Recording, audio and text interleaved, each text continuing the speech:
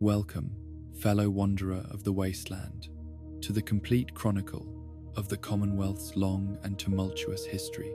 Tonight, we'll journey through centuries of triumph and tragedy, from the pristine pre-war world through nuclear fire to the fragile hope of reconstruction.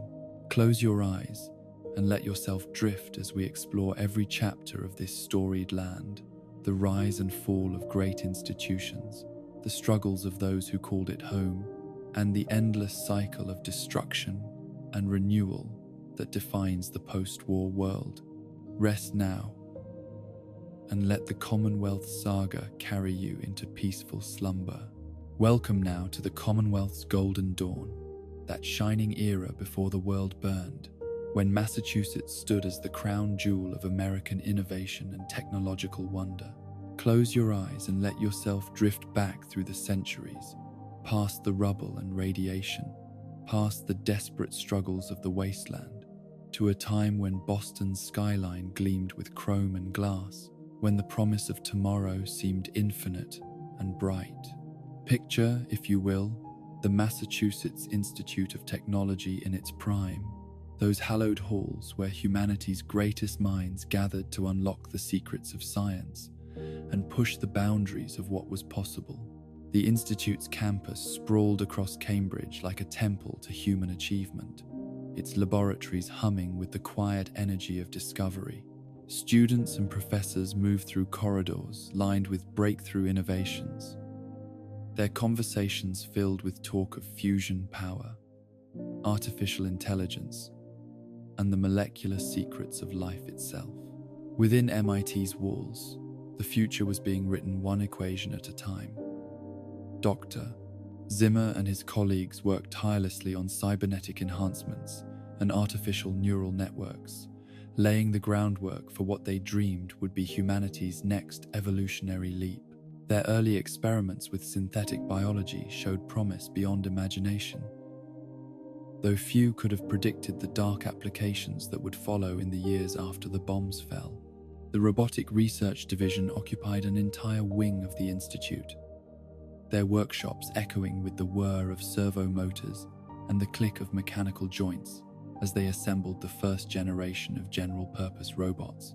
These early automatons were crude by later standards, but they represented humanity's first tentative steps toward creating artificial life that could serve, protect, and perhaps even think alongside their human creators. Professor Calvert's Advanced Systems Division pushed the boundaries of theoretical physics, exploring concepts that seemed like science fiction to the broader public. Teleportation, matter manipulation, and dimensional folding were not the stuff of fantasy novels, but serious scientific pursuits backed by government funding and corporate investment. Their work would eventually bear fruit in ways that would transform the very nature of human existence, though the applications would prove far different from their optimistic projections. The Commonwealth's technological renaissance extended far beyond the walls of MIT, reaching into every corner of daily life through the innovations of companies like Robco Industries and General Atomics International. Robert Edwin House, the brilliant and eccentric founder of Robco, had established his company's primary manufacturing complex in the Commonwealth, where thousands of workers assembled the robots that would soon become as common as automobiles in American homes. Robco's Protectrons rolled off assembly lines by the hundreds, their boxy frames and cheerful electronic voices representing humanity's faith in technology's ability to make life easier and safer. These security robots found their way into banks, offices, and government buildings throughout the Commonwealth, their presence so routine that most citizens barely noticed them standing silent sentinel in lobbies and corridors. The Mr. Handy line represented Robco's most ambitious consumer product, household robots designed to handle domestic chores with human-like dexterity and personality. Families throughout Greater Boston welcomed these mechanical servants into their homes, marveling at their ability to cook meals, clean floors, and even engage in simple conversation. Children grew up thinking it perfectly normal to say goodnight to a floating robot butler, never imagining that these same machines would someday wander empty houses long after their human owners had turned to dust. General Atomics International brought the promise of nuclear power to every aspect of Commonwealth life. Their research facilities in Quincy and Cambridge working around the clock to develop fusion technology that would power humanity's expansion to the stars. Their Galleria complex served as both shopping center and technological showcase, where families could browse the latest atomic-powered appliances, while their children played in educational exhibits about the peaceful applications of nuclear energy. The Atomic Shop became a fixture in Commonwealth communities, its cheerful mascot and optimistic jingles promising a future where nuclear power would solve all of humanity's energy needs. Housewives purchased Nuka-Cola Quantum for its distinctive blue glow, never questioning the radioactive isotopes that created such an appealing visual effect. The very atoms that would soon rain death from the sky were cheerfully embraced as the building blocks of a better tomorrow. Vault-Tec Corporation maintained their primary East Coast operations from a gleaming office complex in downtown Boston, where smiling sales representatives worked tirelessly to convince Commonwealth residents that underground living represented the height of luxury and safety. Their marketing campaigns painted Vault life as an exciting adventure, complete with all the amenities of surface living, but protected from the theoretical dangers of atomic warfare. The vaults themselves were marvels of engineering, their construction projects employing thousands of Commonwealth workers who believed they were building shelters that would preserve humanity's best and brightest through any conceivable catastrophe. Vault 111, carved deep beneath the bedrock of Sanctuary Hills, represented the pinnacle of cryogenic preservation technology, its gleaming pods and advanced life support systems promising to carry selected residents safely into whatever future awaited. Behind Vault-Tec's cheerful public facade, however, darker purposes were being served. The vaults were never intended purely as shelters, but as controlled environments for social and scientific experimentation on an unprecedented scale. Each facility was designed to test specific hypotheses about human behavior, adaptation, and survival, with Vault residents serving as unwitting laboratory subjects in studies that would continue long after the surface world had been reduced to radioactive ash. The resource wars that would eventually consume the world cast their first shadows over the Commonwealth during these seemingly prosperous years. Oil had become increasingly scarce, leading to international tensions that grew more serious with each passing month. The Sino-American War consumed resources and attention, though most Commonwealth residents remained insulated from its immediate effects by distance and government propaganda. Local newspapers carried stories of brave American soldiers fighting for freedom and democracy in distant lands, but these conflicts seemed abstract and remote to families going about their daily routines in suburban Boston. Children attended schools where they practiced duck and cover drills with the same casual attention they brought to fire safety, never imagining that these precautions might someday mean the difference between life and death. The Commonwealth's economy thrived on defense contracts and technological innovation, with major corporations posting record profits quarter after quarter. Employment was high, wages were generous, and consumer confidence remained strong, even as international tensions continued to escalate. Families purchased their first cars, moved into larger homes, and planned vacations to newly opened atomic-powered resorts, their faith in American technological superiority seemingly unshakable.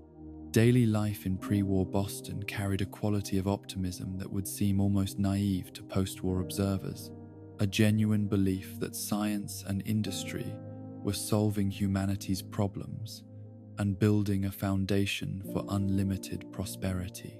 Morning commuters rode the subway to offices, where they worked on projects they believed would benefit all mankind, Their lunch conversations focused on weekend plans and family activities rather than survival strategies and radiation exposure.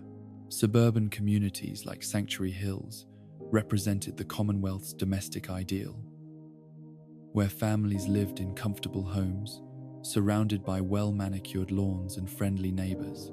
Children rode bicycles through safe streets where their greatest concern was making it home before dinner, while parents discussed school board elections and community improvements with the earnest attention that would later be reserved for questions of water purification and defense against raiders. The University Point cooling plant hummed with activity as technicians maintained the massive fusion reactors that provided clean, safe power to much of Greater Boston. These facilities represented the pinnacle of pre-war engineering. Their advanced safety systems and automated monitoring equipment, designed to operate for decades without major maintenance or human intervention. The workers who staffed these plants took pride in their role as guardians of humanity's energy future, never suspecting that their installations would soon become radioactive ruins haunted by the ghosts of atomic fire. Cultural life flourished throughout the Commonwealth, with theaters, museums, and concert halls offering entertainment that reflected both artistic achievement and technological wonder. The Boston Symphony performed compositions that incorporated electronic instruments and computer-generated harmonies, while art galleries showcased sculptures that moved and paintings that shifted color in response to viewer proximity. Literature and film explored themes of human enhancement and artificial intelligence, though always with the assumption that technology would serve humanity rather than replacing it. Religious communities adapted their ancient traditions to accommodate the scientific marvels of the atomic age, with many congregations embracing nuclear power as evidence of divine providence and human potential. Sermons spoke of atoms as the fundamental building blocks of creation, while church construction projects incorporated fusion generators and automated systems that freed clergy to focus on spiritual rather than mundane concerns. The medical advances achieved in Commonwealth hospitals and research facilities promised to eliminate suffering and extend human life indefinitely. Experimental treatments using controlled radiation exposure showed promise for treating cancer and genetic disorders, while surgical robots performed operations with precision no human hand could match. Life expectancy continued to climb as new medicines and procedures conquered diseases that had plagued humanity for millennia. Educational institutions throughout the Commonwealth embraced technological innovation as the key to preparing students for a future of unlimited possibility. Schools equipped with the latest computers and scientific instruments taught curricula that emphasized atomic science, robotics, and space exploration.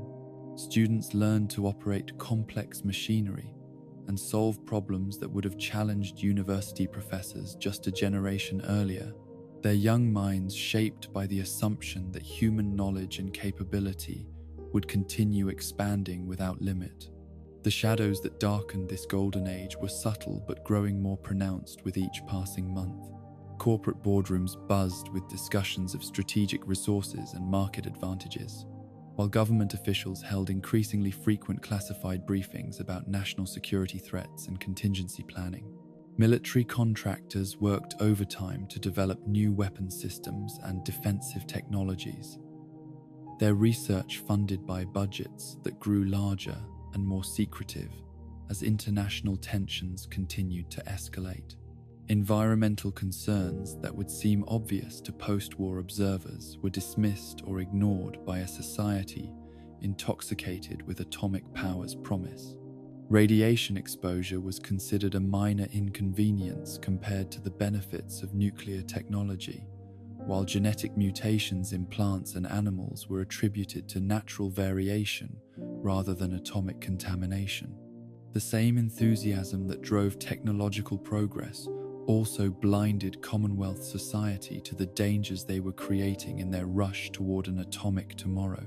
The final months before the Great War brought subtle changes that few recognized as warnings of approaching catastrophe. Government officials spoke more frequently about civil defense and emergency preparedness, while corporate executives moved resources and personnel to secure locations outside major population centers. Military activity increased around sensitive installations, though official explanations emphasized routine training exercises and equipment upgrades rather than preparation for actual conflict. Citizens who paid attention to such details might have noticed the increased construction of underground facilities and the expansion of existing vault projects, but most were too busy with their daily lives to worry about preparations for hypothetical emergencies. The Commonwealth's prosperity and technological achievement had created a sense of invulnerability that made serious consideration of catastrophic scenarios seem unnecessary and alarmist. As October 23, 2077 approached, the Commonwealth stood at the pinnacle of human achievement, a shining example of what science, industry, and democratic values could accomplish when working together toward common goals. Its citizens went to bed on October 22nd, secure in their faith that tomorrow would bring continued progress and prosperity, that their children would inherit a world even more wondrous than the one they had built. The irony was profound and tragic that this golden age of technological marvel and social optimism served as the direct prologue to humanity's darkest hour, that the same scientific achievements that promised unlimited human potential would within hours become the instruments of civilization's near-total destruction. The Commonwealth's pre-war glory made its post-war devastation all the more heartbreaking, a reminder that even humanity's greatest triumphs could be transformed into instruments of unimaginable loss. But in the quiet hours before dawn on that final day of the old world, as Commonwealth citizens slept peacefully in their comfortable beds surrounded by the fruits of human ingenuity and progress, the future still seemed bright and full of promise. Tomorrow would bring new discoveries, new achievements, new reasons to believe that humanity's best days lay ahead rather than behind. The Golden Age was ending, but those who lived through it could not have imagined the darkness that was about to fall across their shining world. The morning of October 23rd, 2077 dawned crisp and clear across the Commonwealth, with autumn sunlight filtering through the changing leaves that painted the landscape in shades of gold and crimson. It was a Saturday, and families throughout Greater Boston were settling into their weekend routines with the comfortable predictability that had defined their lives for so many peaceful years. Children played in suburban yards, while parents sipped coffee and discussed plans for the day ahead, their conversations filled with the mundane concerns of a society that had never known true catastrophe. In Sanctuary Hills, the residents of Vault 111's surrounding neighborhood went about their morning activities with the casual efficiency of people who had never questioned their safety or security. Nate polished his power armor in the garage, the pre-war veteran maintaining his equipment with the same methodical care he had learned during his service in Anchorage. His wife Nora tended to their infant son Sean, her law degree forgotten for the moment, as she focused on the simple joy of motherhood in their comfortable suburban home. The Abernathy family rose early on their farm outside Concord, John and Lucy working together to tend their crops and livestock, while their daughter Connie helped with the smaller chores that taught children the value of hard work and family cooperation. Their land had been in the family for 3 generations, and they took pride in continuing traditions that connected them to the soil and seasons in ways that urban dwellers could barely imagine. Downtown Boston hummed with the quiet energy of a city at rest, its towering skyscrapers reflecting the morning sun, while automated systems maintained the complex infrastructure that supported nearly 500,000 residents. Traffic lights cycled through their program sequences for the benefit of the few early commuters who ventured out on weekend mornings, while Protectron security units stood silent sentinel in the lobbies of office buildings that would never again echo with human voices.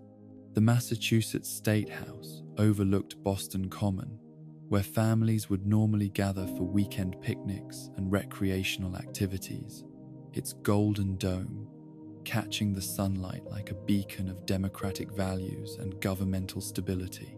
Inside, a skeleton crew of security personnel and maintenance workers kept watch over the symbols of Commonwealth governance that would soon become relics of a world that existed only in memory and radioactive shadows.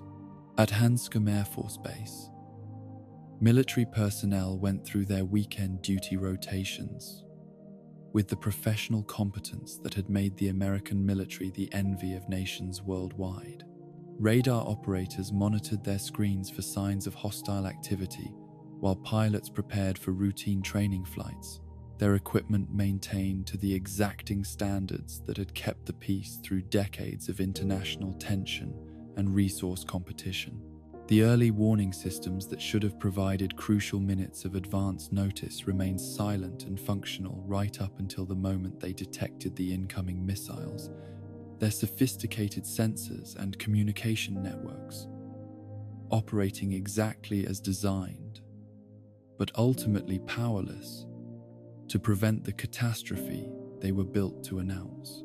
The men and women who staffed these installations had trained for this moment throughout their careers, but no amount of preparation could have equipped them for the reality of watching civilization end on their monitoring screens.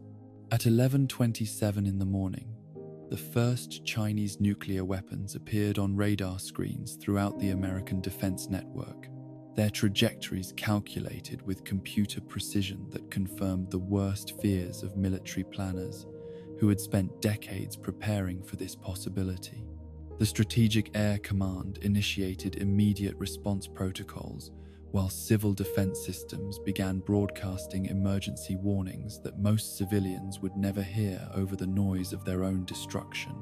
The air raid sirens that wailed across the Commonwealth carried a sound that few living Americans had ever heard outside of monthly tests, their piercing tones transforming from routine background noise into harbingers of unimaginable disaster.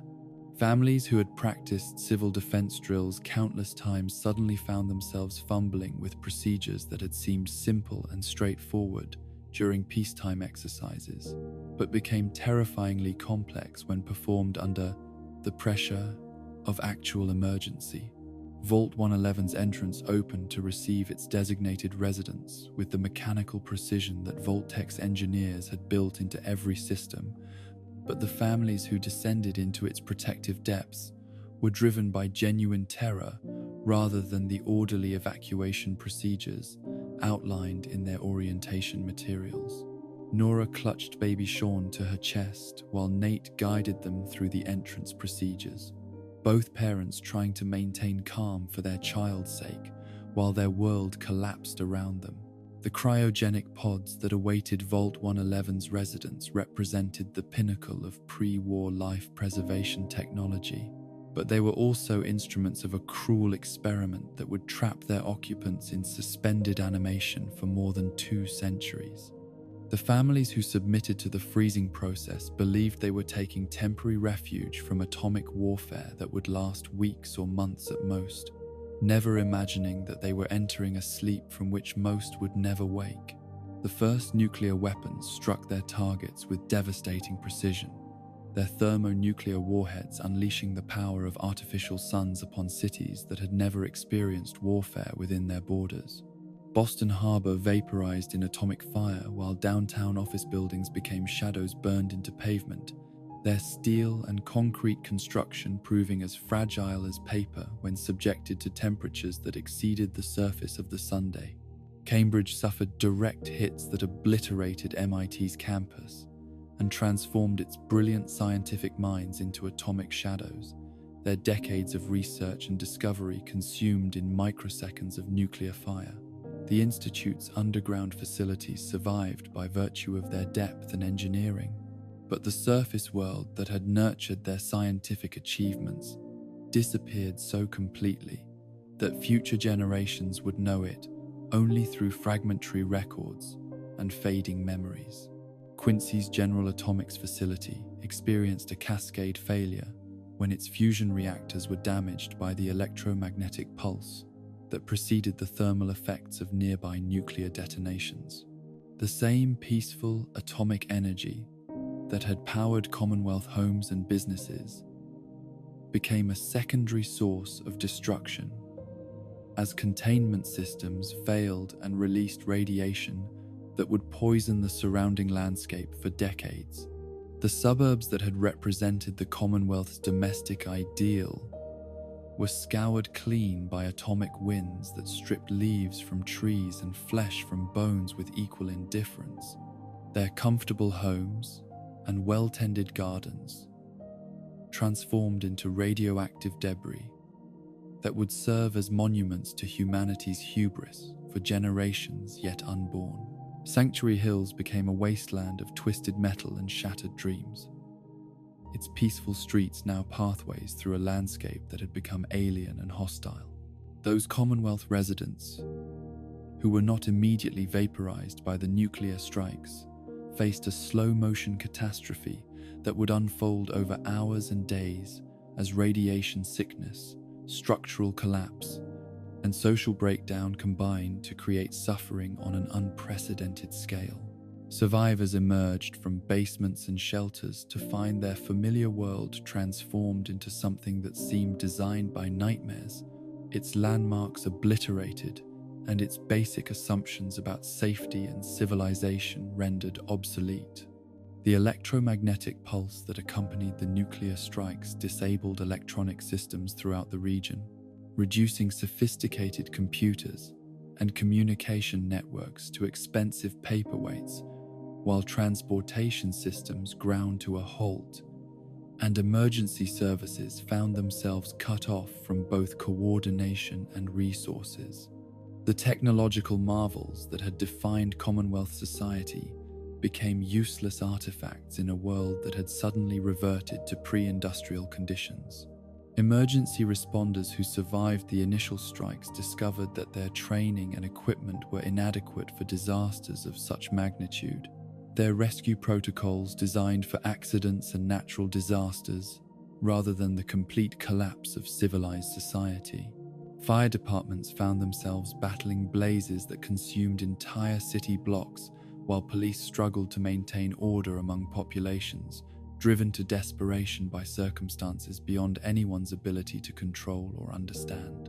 Hospitals that had not been directly destroyed quickly became overwhelmed by casualties suffering from radiation exposure, burns, and trauma injuries that exceeded their capacity to treat even under normal circumstances. Medical personnel worked heroically to save lives with whatever supplies remained available, but their efforts were ultimately futile against the scale of suffering that atomic warfare had unleashed upon the Commonwealth's civilian population. The nuclear winter that followed the immediate destruction brought its own forms of suffering as radioactive fallout contaminated air, water, and soil throughout the region. Plants and animals began dying from radiation exposure, while survivors faced the choice between consuming contaminated resources or starving in a landscape where clean food and water had become impossibly scarce commodities. Children who had awakened that morning in warm beds surrounded by loving families found themselves orphaned and alone in a world that had become actively hostile to human life. Their parents' careful preparations and safety measures proved meaningless against forces that transformed nurturing homes into radioactive tombs and reduced years of parental love to ash and memory. The social structures that had bound Commonwealth communities together dissolved as quickly as the physical infrastructure that had supported them, leaving survivors to face the post-nuclear world as isolated individuals rather than members of coherent groups. Neighbors who had shared decades of friendship and cooperation found themselves competing for scarce resources, while the bonds of civilization eroded under the pressure of desperate circumstances. Government at every level ceased to function, as communications failed and authority figures either died in the attacks or found themselves cut off from the resources and personnel needed to maintain even basic services. The democracy that Commonwealth residents had taken for granted disappeared overnight, leaving survivors to create new forms of organization from whatever human material remained available in the aftermath of civilization's collapse. The economic system that had created Commonwealth prosperity evaporated along with the currency, credit systems, and business relationships that had sustained it for generations. Money became worthless paper, while the complex supply chains that had delivered goods and services to every corner of the region simply ceased to exist, forcing survivors to rediscover skills that their grandparents had possessed, but which had been forgotten during decades of technological dependence. Those who lived through October 23rd carried with them memories of the world that had existed that morning, recollections of safety and prosperity that would seem like impossible fantasies to children born in the post-nuclear wasteland. Their stories would be told and retold around campfires and in settlement gatherings, becoming the mythology that connected future generations to a past that had been as real as it was irrecoverable. The Commonwealth that emerged from atomic fire was unrecognizable to those who had known it in its pre-war glory, its familiar landmarks obliterated, and its green forests replaced by twisted wastelands, where radiation made the very air dangerous to breathe. The golden age that had seemed so permanent and secure proved to be as fragile as everything else that human beings had built during their brief tenure as masters of the earth. Yet even in the midst of such comprehensive destruction, the seeds of recovery were already being planted by survivors who refused to surrender hope despite witnessing the end of everything they had ever known. These men and women would become the founders of post-war society, their courage and determination serving as the foundation upon which future generations would slowly, painfully rebuild some semblance of civilization from the ashes of the old world. The Great War lasted only 2 hours, but its effects would shape the Commonwealth's destiny for centuries to come, transforming a land of scientific achievement and social progress into a testing ground where humanity's capacity for both destruction and renewal would be measured against challenges that previous generations could never have imagined. The world that died on October 23rd would live on only in memory and ruins, but from those ruins would eventually grow new forms of life and hope. The years following the Great War brought a silence so profound that survivors often wondered if they had gone deaf, the absence of familiar sounds creating an acoustic vacuum that seemed to press against their eardrums with the weight of everything that had been lost. Where once the Commonwealth had hummed with the constant background noise of traffic, industry, and human activity, now only the wind moved through empty streets, stirring radioactive dust and carrying the faint chemical tang of atomic fire that would linger in the air for decades to come. Those who emerged from basements, subway tunnels, and improvised shelters found themselves in a world that seemed designed by alien intelligence, its familiar landmarks transformed beyond recognition by forces that had rewritten the fundamental rules of existence. The blue sky that had arched over pre-war Boston was now a sickly yellow-green, stained by atmospheric radiation and particulate matter that turned every sunrise into a reminder of humanity's capacity for self-destruction. The first generation of post-war survivors moved through this transformed landscape with the cautious steps of people who had learned that the ground itself could no longer be trusted, that surfaces which appeared solid might conceal radioactive hotspots or unstable debris that could collapse without warning. Every footstep became a calculated risk, every breath a gamble against contamination that might not manifest its effects for months or years. Water, the most basic necessity of human existence, had become a commodity more precious than gold in the pre-war economy. The Charles River ran thick with radioactive sludge that glowed faintly in the darkness, while groundwater sources had been contaminated by fallout that seeped through soil and rock to poison aquifers that had sustained life in the region for millennia. Survivors learned to collect rainwater in whatever containers they could salvage, boiling it repeatedly and filtering it through improvised systems that removed some contaminants while leaving others to accumulate slowly in their bodies. Food presented equally daunting challenges as crops withered in irradiated soil and livestock died from radiation exposure, their carcasses becoming additional sources of contamination that spread poison through the ecosystem with each passing day. Those plants that survived the initial atomic bombardment often bore fruit that was twisted and discolored, their genetic structure damaged in ways that made them dangerous to consume, yet tempting to people whose alternative was starvation. The fortunate few who had access to preserved pre-war food supplies found themselves in possession of resources that commanded desperate respect from less prepared neighbors, creating the first post-war economy based on hoarded canned goods and bottled water rather than currency or credit systems. These early traders established the precedent that would eventually evolve into the bottle cap economy, as survivors discovered that durable, distinctive objects made better medium of exchange than paper money that could be easily counterfeited or destroyed. Among the most profound changes that accompanied the New World was the appearance of human beings whose exposure to radiation had transformed them in ways that challenged fundamental assumptions about identity and humanity. The first ghouls appeared within weeks of the Great War, their flesh ravaged by atomic fire, but their consciousness preserved in forms that were simultaneously recognizable and alien to those who had known them before their transformation. These early ghouls faced not only the physical agony of their condition, but the psychological trauma of existing in bodies that had become unfamiliar to themselves and terrifying to others. Mirrors became instruments of torture as they reflected images that bore only passing resemblance to the people they remembered being, while social interactions became exercises in managing the revulsion and fear that their appearance invariably provoked among uniradiated survivors.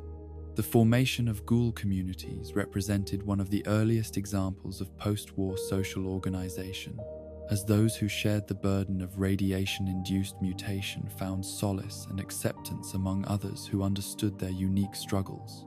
These settlements often developed in areas that were too radioactive for normal humans to inhabit, creating enclaves where ghoul society could develop its own customs and survival strategies without constant confrontation with the prejudice of smooth-skinned communities. Scollay Square became one of the first major ghoul settlements, its underground tunnels and subway systems providing protection from both radiation and the hostility of surface dwellers who viewed ghouls as walking reminders of atomic horror rather than fellow survivors deserving of compassion and respect. The community that developed there created its own governance systems and cultural traditions, adapting pre-war social structures to accommodate the unique needs and capabilities of post-human existence. The children born to ghoul parents represented a new form of human life, their development shaped by radiation exposure that began in the womb and continued throughout their lives. These youngsters grew up considering their condition normal while viewing unirradiated humans as the exotic minority, creating generational perspectives that would influence Commonwealth society for centuries as different forms of humanity learned to coexist in the transformed world. Diamond City emerged during these early years as the Commonwealth's most successful attempt at recreating pre-war urban civilization, its founders choosing the defensible position of Fenway Park as the foundation for what they hoped would become a beacon of human recovery and progress. The decision to establish their community within the concrete walls of the old baseball stadium reflected both practical security concerns and symbolic attachment to institutions that had once brought people together in peace and celebration. The early settlers who built Diamond City's first ramshackle structures faced constant challenges from radiation, contaminated water supplies, and the ever-present threat of violence from other survivor groups who viewed their accumulated resources as targets for raiding and conquest. Their success in overcoming these obstacles while maintaining something resembling democratic governance became a model that other communities throughout the Commonwealth would attempt to emulate with varying degrees of success. The establishment of Diamond City's market represented the Commonwealth's first step toward rebuilding economic systems that could support specialized labor and trade relationships, extending beyond immediate survival needs. Merchants who set up stalls in the settlement's central plaza created demand for goods and services that encouraged other survivors to move beyond subsistence, living toward production of surplus resources that could be exchanged for items they could not produce themselves. The invention of the bottle cap currency system solved practical problems that had plagued early post-war trade, providing a medium of exchange that was durable, distinctive, and difficult to counterfeit, while being available in quantities sufficient to support a growing economy. The psychological acceptance of bottle caps as legitimate money required a leap of faith from survivors who remembered when paper currency and electronic transfers had seemed like permanent fixtures of economic life. But desperate circumstances made such adaptations necessary for community survival. Security in Diamond City depended on volunteer militias organized from among the settlement's adult population, creating the first post-war example of citizen soldiers who balanced personal responsibilities with collective defense obligations. These early guards faced threats ranging from raider attacks to radiation storms while learning through trial and error how to maintain order in a community where pre-war legal systems no longer applied, and every dispute had the pre-war legal systems no longer applied, potential to escalate into violence.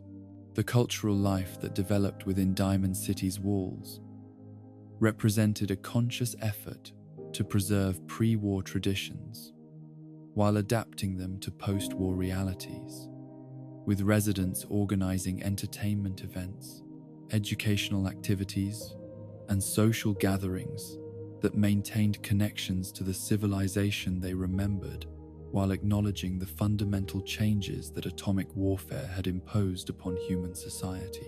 These activities served psychological functions that were as important as the practical benefits they provided, giving survivors reasons to believe that recovery and progress remained possible despite the magnitude of the losses they had experienced. Beyond Diamond City's protective walls, the wider Commonwealth was being carved up by raider gangs whose members had chosen predation over production as their survival strategy, creating networks of violence and exploitation that would plague the region for generations. These groups emerged from the chaos of the immediate post-war period when traditional law enforcement had collapsed, and desperate people discovered that taking resources from others was easier than producing those resources through honest labor. The psychology of raider culture represented one of the darkest aspects of post-war social development, as individuals and groups who had once been ordinary citizens abandoned moral constraints in favor of survival strategies based on intimidation, violence, and the exploitation of weaker communities. The transformation from productive members of society to parasitic predators often occurred gradually, with each act of violence making the next one easier to justify and commit. Raider gangs established territories throughout the Commonwealth by claiming strategic locations such as highway overpasses, bridge crossings, and resource-rich areas where they could extract tribute from travelers and neighboring settlements. Their crude fortifications and improvised weapons demonstrated remarkable creativity and ingenuity, though these talents were applied toward destruction and exploitation rather than construction and cooperation. The impact of raider activity on legitimate settlements was profound and long-lasting, forcing communities to divert resources from growth and development toward defense and security measures that reduced their quality of life, while limiting their ability to engage in the kind of long-term planning that recovery required. The constant threat of raider attacks created an atmosphere of fear and suspicion that made cooperation between settlements difficult and dangerous. Super mutants began appearing in the Commonwealth during the latter part of this early period, their presence initially causing panic among survivor communities who had no context for understanding these massive, aggressive humanoids. The creatures that emerged from failed forced evolutionary virus experiments represented a new form of post-war threat, one that combined tremendous physical strength with unpredictable behavior patterns that made them extremely dangerous to encounter. The origin of the Commonwealth's super mutant population remained mysterious to the survivors who encountered them, creating folklore and speculation that ranged from government experiments gone wrong to alien invasions and supernatural transformations. The truth about FEV research and its applications was known only to the scientists who had conducted such experiments, most of whom had died in the Great War or its immediate aftermath. Super mutant settlements developed their own social structures based on strength and dominance hierarchies that bore little resemblance to human organizational patterns, creating communities that were simultaneously alien and recognizably social in their basic functions. These groups established territories that they defended with characteristic aggression, while conducting raids against human settlements that netted them resources and captives for purposes that human survivors preferred not to contemplate. The few super mutants who retained sufficient intelligence and emotional stability to communicate with humans provided glimpses into the psychological trauma of forced evolution, describing experiences of consciousness, expansion, and physical transformation that had come at the cost of everything that had once made them recognizably human. Their stories served as cautionary tales about the dangers of scientific experimentation without proper ethical oversight. Trade routes between surviving communities began to establish themselves during this period as settlements discovered that cooperation and exchange could provide security and prosperity that isolation could not match. Traveling merchants who were brave enough or desperate enough to venture through raider-controlled territory created the first threads of a commercial network that would eventually span the entire Commonwealth. The development of caravan systems represented a crucial step in post-war recovery, as organized groups of traders could defend themselves more effectively than individual merchants, while carrying larger quantities of goods that made long-distance travel economically viable. These early caravans established way stations and safe houses that would become important landmarks in the Commonwealth's developing infrastructure. The Atom Cats emerged during this period as one of the first examples of post-war cultural movements that combined practical survival needs with aesthetic and philosophical considerations that went beyond mere subsistence. Their love of pre-war automobiles and power armor represented a form of technological romanticism that preserved knowledge and skills, while creating social bonds based on shared interests rather than simple geographic proximity. The mutation of local wildlife created new challenges and opportunities for survivors who depended on hunting and gathering to supplement their diets. Radstags, bloatflies, and other creatures that had been transformed by radiation exposure often proved more dangerous than their pre-war predecessors, but they also provided meat and materials that could sustain communities willing to develop the skills necessary to hunt them safely. The Commonwealth's ecosystem began its slow adaptation to post-nuclear conditions during this period, with plants and animals developing survival strategies that incorporated radiation exposure as a normal part of their life cycles. Hardy species that could tolerate contaminated soil and water gradually expanded their ranges, while more sensitive organisms retreated to the few areas where radiation levels remained relatively low.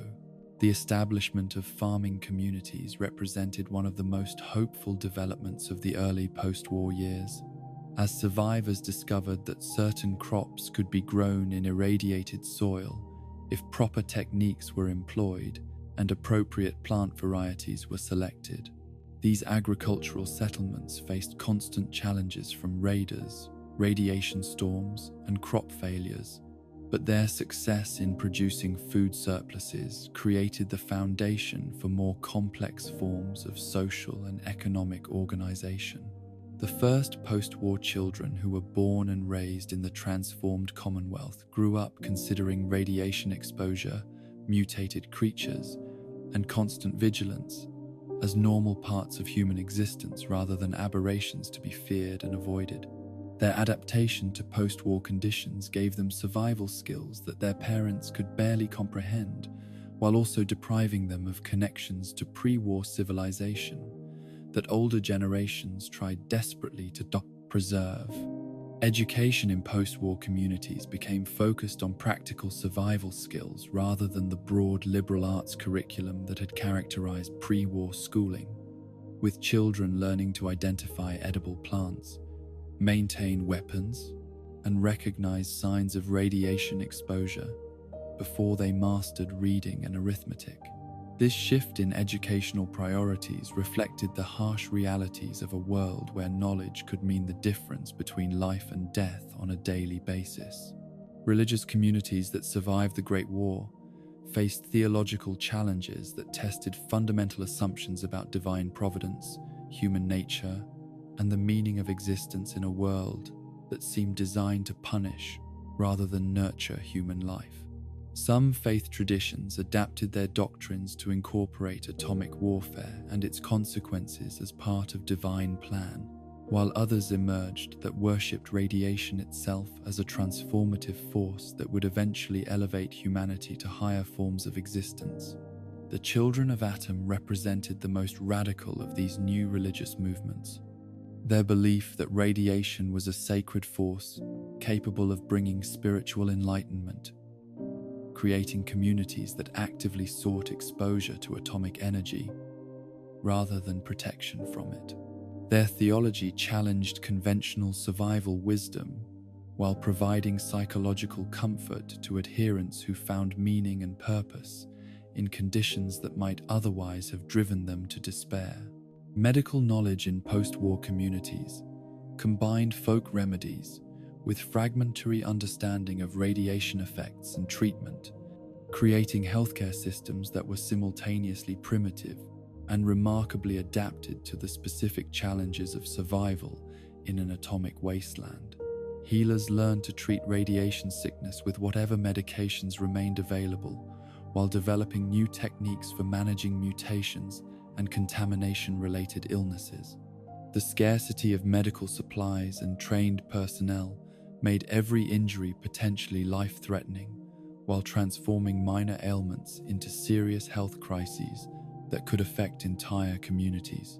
Settlements that managed to preserve medical knowledge and equipment found themselves serving much larger populations than their resources could adequately support, creating difficult decisions about resource allocation and treatment priorities.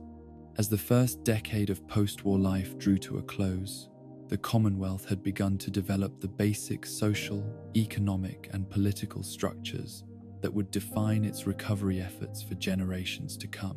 The survivors who lived through this formative period had learned hard lessons about cooperation, resource management, and the delicate balance between security and growth that would inform every subsequent decision about community development and inter-settlement relations.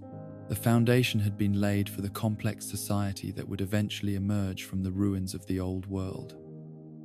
With each small settlement, trading post, and defensive alliance representing steps toward the goal of rebuilding civilization in forms that could survive and thrive in the transformed environment that atomic warfare had created. The seeds of hope planted during these dark years would eventually grow into the communities and institutions that would carry the Commonwealth towards something resembling its former prosperity, though the path ahead remained uncertain and dangerous.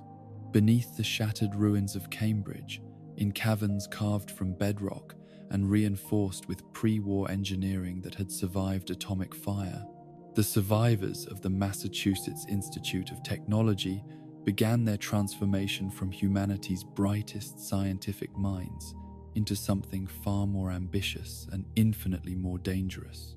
The Institute, as they would come to call their underground sanctuary, represented both the pinnacle of human achievement and the beginning of humanity's potential replacement by something that claimed to be superior in every measurable way. The initial years following the Great War had been spent in desperate survival, as the scientists and students who had taken refuge in MIT's deepest laboratories worked frantically to seal themselves off from the radioactive wasteland above, while maintaining the life support systems that would keep them alive in their self-imposed exile. Their underground complex, originally designed for sensitive research requiring electromagnetic shielding, became a tomb that preserved not just their lives, but their pre-war knowledge and scientific methodologies in forms that would evolve in directions their creators never could have anticipated. Dr. Frederick, who had assumed leadership of the surviving MIT community through a combination of scientific credentials and practical organizational skills, understood that their isolation was both blessing and curse. The surface world that had nurtured their research and provided context for their work had been destroyed, leaving them with sophisticated equipment and accumulated knowledge, but no clear sense of purpose or direction beyond simple survival in their underground refuge. The decision to continue their research rather than attempting to rejoin surface society marked the beginning of the Institute's philosophical evolution from a community of scientists into something resembling a technological cult, with scientific progress elevated from a means of improving human life to an end in itself that justified any sacrifice or moral compromise. This transformation occurred gradually, over years and decades, with each generation of underground-born residents becoming more isolated from surface humanity and more convinced of their own intellectual and moral superiority. The first major breakthrough in post-war institute research came from their cybernetics division, where pre-war experiments in artificial intelligence and robotics had been preserved and continued despite the collapse of the outside world. Dr. Zimmer and his colleagues worked tirelessly to develop synthetic beings that could serve as intermediaries between their underground community and the hostile surface environment, creating the first generation of what would eventually become the Commonwealth's most feared and misunderstood inhabitants. The early synths bore little resemblance to human beings, their skeletal mechanical frames and glowing optical sensors, making them obviously artificial to anyone who encountered them. These Generation 1 models served primarily as construction workers and security guards within the Institute itself, their simple programming adequate for repetitive tasks, but insufficient for the complex social interactions that surface operations would require. The scientists who created these early synthetic beings approached their work with the same methodical precision they had once applied to theoretical physics and biochemical research, but their isolation from normal human society meant that they developed no ethical frameworks for governing their experiments with artificial consciousness. The synths they created were tools, rather than beings deserving of moral consideration, a perspective that would profoundly influence the Institute's approach to both artificial and natural life in the centuries that followed. Generation 2 synths represented a significant advance in the Institute's synthetic biology program, their appearance more human-like, while retaining obvious mechanical components that marked them as artificial constructs rather than living beings. These units could perform more complex tasks and interact with surface dwellers in ways that the skeletal Generation 1 models never could, though their behavior patterns remained robotic enough that careful observers could identify them as synthetic rather than human. The development of increasingly sophisticated synthetic beings created internal debates within the Institute about the nature of consciousness, free will, and the ethical implications of creating artificial life forms that could think, feel, and potentially suffer. These discussions remained purely academic for most Institute scientists, who viewed such questions as interesting intellectual puzzles rather than urgent moral imperatives that might influence their research priorities or experimental methodologies. Dr. Lee's bioscience division worked in parallel with the synth program to develop genetic modification techniques that could enhance human capabilities or create entirely new forms of life adapted to post-war environmental conditions. Their experiments with the forced evolutionary virus represented attempts to accelerate human evolution through controlled mutation, though their results proved disappointing and often catastrophic for the test subjects who underwent such procedures. The Institute's willingness to experiment on surface dwellers reflected their growing conviction that they alone possessed the knowledge and moral authority necessary to guide humanity's future development, even if that guidance required sacrifices from individuals who could not understand or consent to the role they played in the advancement of science. These experiments were rationalized as necessary steps toward the greater good of human progress, though the definition of humanity itself became increasingly narrow as Institute scientists convinced themselves of their own superiority. The development of teleportation technology marked the Institute's transition from passive observers of surface society to active manipulators who could project their influence anywhere in the Commonwealth without revealing their location or intentions. The molecular relay system that enabled instantaneous transportation represented a scientific achievement that surpassed anything the pre-war world had accomplished, but it also provided the Institute with capabilities that encouraged increasingly ambitious and morally questionable interventions in surface affairs. The first surface operations conducted by Institute personnel were primarily intelligence-gathering missions, designed to assess the state of post-war civilization and identify potential threats to their underground sanctuary. These early expeditions revealed a surface world that bore little resemblance to the ordered society that had existed before the Great War, with scattered settlements, primitive technology, and social structures that seemed chaotic and inefficient to observers accustomed to the Institute's rigid hierarchies and scientific rationalism. The reports that surface teams brought back to the Institute's leadership confirmed their growing suspicions that the Commonwealth's surviving population was incapable of rebuilding civilization without external guidance and assistance.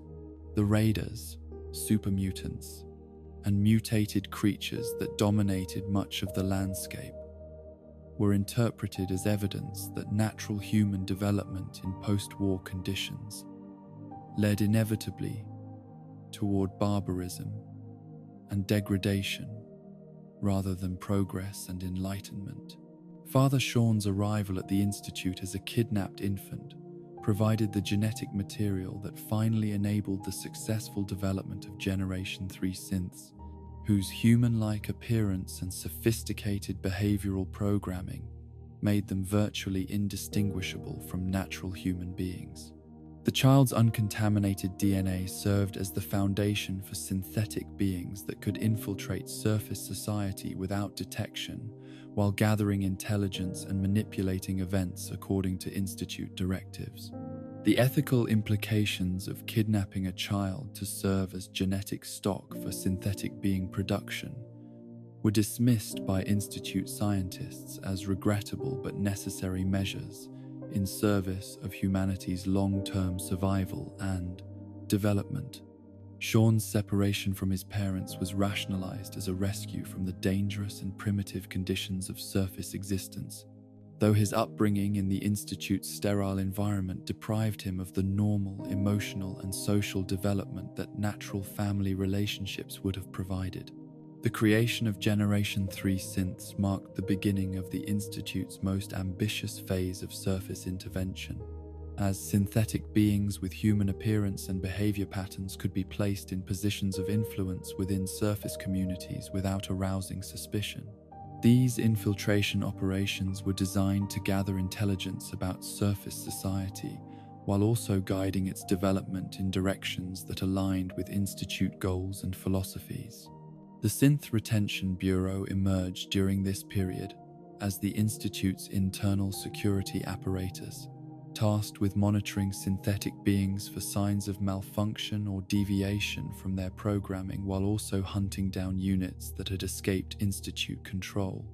The SRB's methods grew increasingly sophisticated and ruthless as they developed techniques for memory manipulation, behavioral conditioning, and the elimination of synths who had developed too much independence to serve their intended functions. The Institute's relationship with its synthetic creations became increasingly complex, as Generation 3 units began displaying behaviors that suggested genuine consciousness rather than sophisticated programming.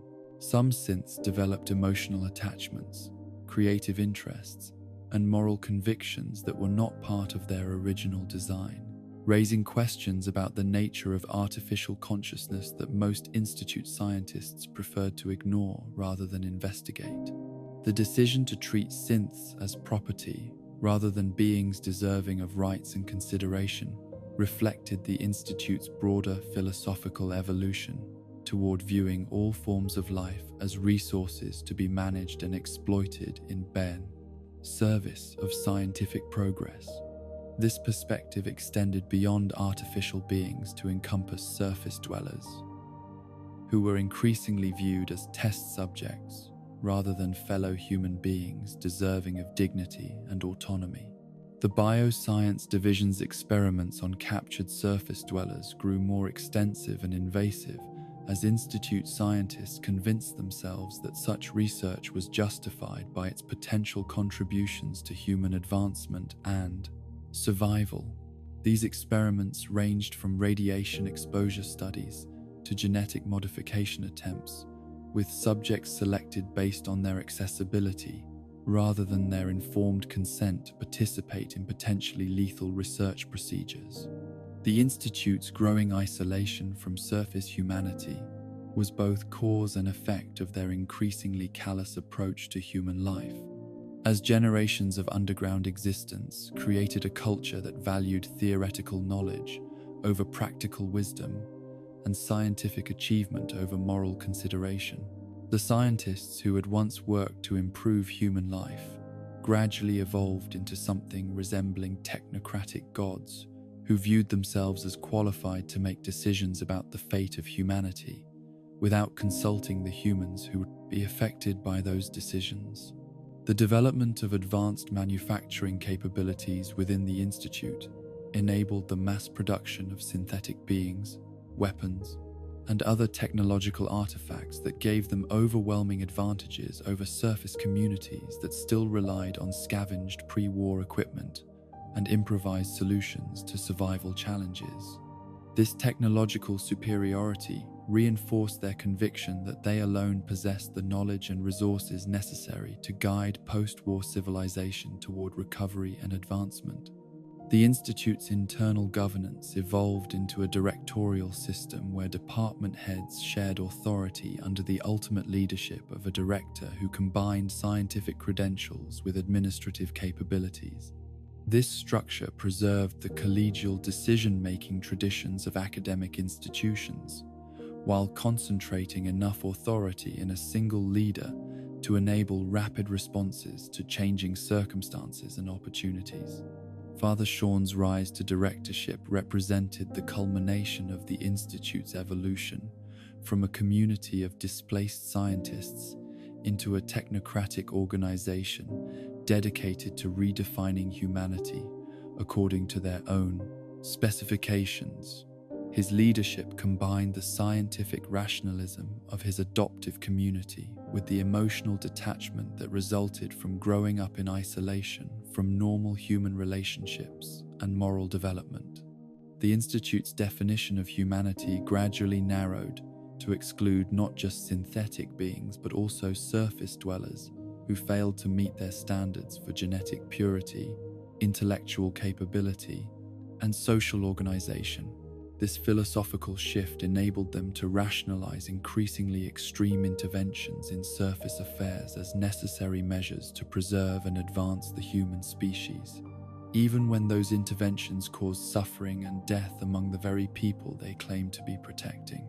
The development of the Institute's surface operations infrastructure included the establishment of safe houses, communication networks, and supply caches that enabled their agents to operate throughout the Commonwealth without revealing their origins or objectives. These facilities were maintained by synthetic beings whose human appearance allowed them to blend into surface society while gathering intelligence and manipulating events according to Institute directives. The Institute's recruitment policies focused primarily on individuals with advanced scientific training and demonstrated loyalty to their organizational goals, though they occasionally acquired surface dwellers through kidnapping when specific skills or genetic characteristics made particular individuals valuable for their research programs. These recruitment practices reflected their view of human beings as resources to be acquired and exploited, rather than individuals deserving of choice and autonomy. The psychological impact of life in the Institute created personalities that combined intellectual brilliance with emotional stunting, as residents who spent their entire lives in the underground facility developed sophisticated understanding of scientific principles while remaining ignorant of normal human relationships and moral development. This combination of intelligence and moral blindness enabled them to pursue research programs that would have horrified their pre-war predecessors. The Institute's archives preserved vast quantities of pre-war scientific knowledge, while also documenting their own research achievements and experimental results, creating a repository of information that represented humanity's greatest intellectual achievements alongside records of some of its most horrific ethical violations. These archives were carefully maintained and continually expanded, though access was restricted to Institute personnel, whose loyalty and discretion could be trusted. The development of advanced surveillance technologies enabled the Institute to monitor surface activities throughout the Commonwealth while remaining hidden in their underground sanctuary.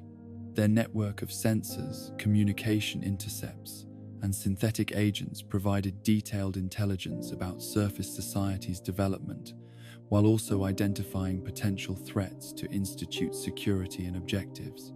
The Institute's medical capabilities far exceeded anything available to surface communities, with their scientists developing treatments for radiation exposure, genetic disorders, and other post-war health challenges while refusing to share these advances with the surface populations who desperately needed them. This hoarding of medical knowledge reflected their view that scientific advances belonged to those capable of developing them rather than those who might benefit from their application. The creation of the Commonwealth's most advanced agricultural systems within the Institute's underground facilities demonstrated their ability to solve food production challenges that plagued surface communities, though they showed no interest in sharing these solutions with settlements that struggled with crop failures and malnutrition. Their agricultural success served primarily to support their own population while providing surplus resources for trade with carefully selected surface partners.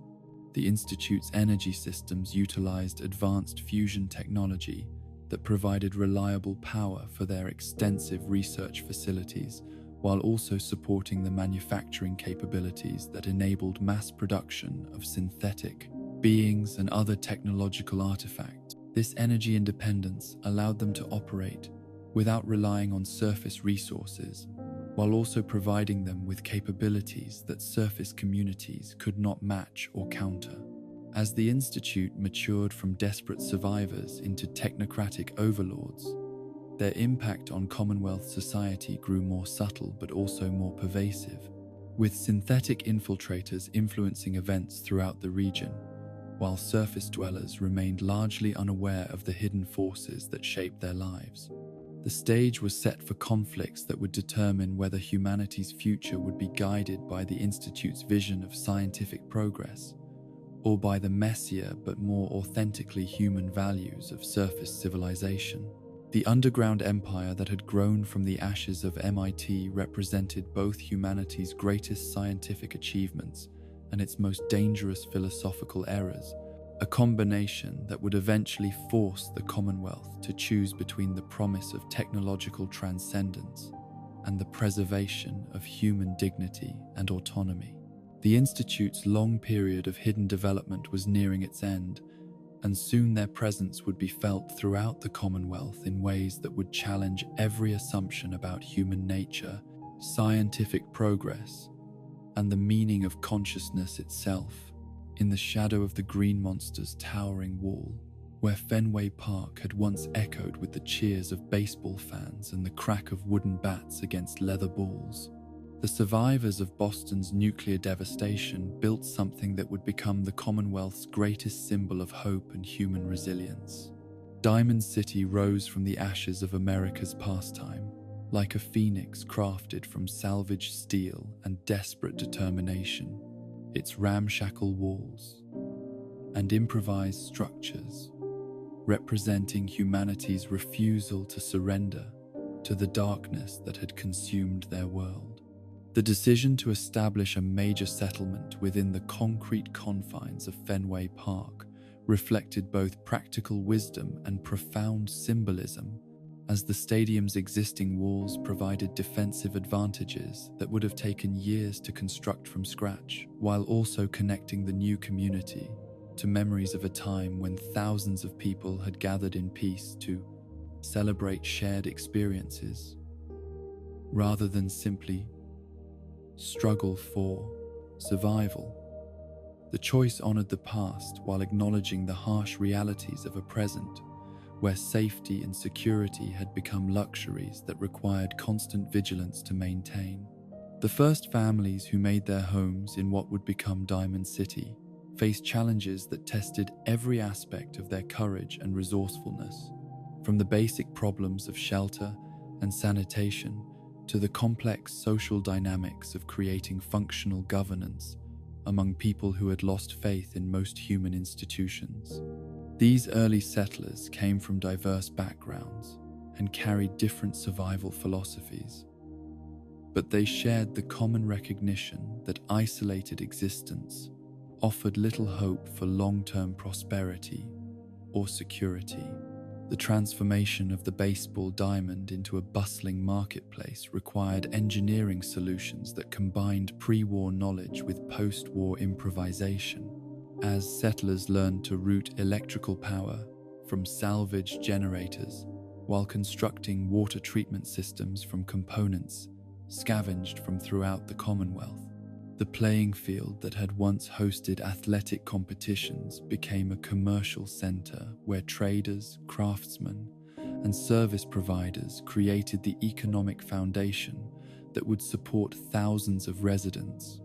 The establishment of permanent structures within Diamond City's protective walls marked the transition from temporary refugee camp to functioning urban community, with families investing time and resources in improvements that would benefit future generations rather than merely addressing immediate survival needs.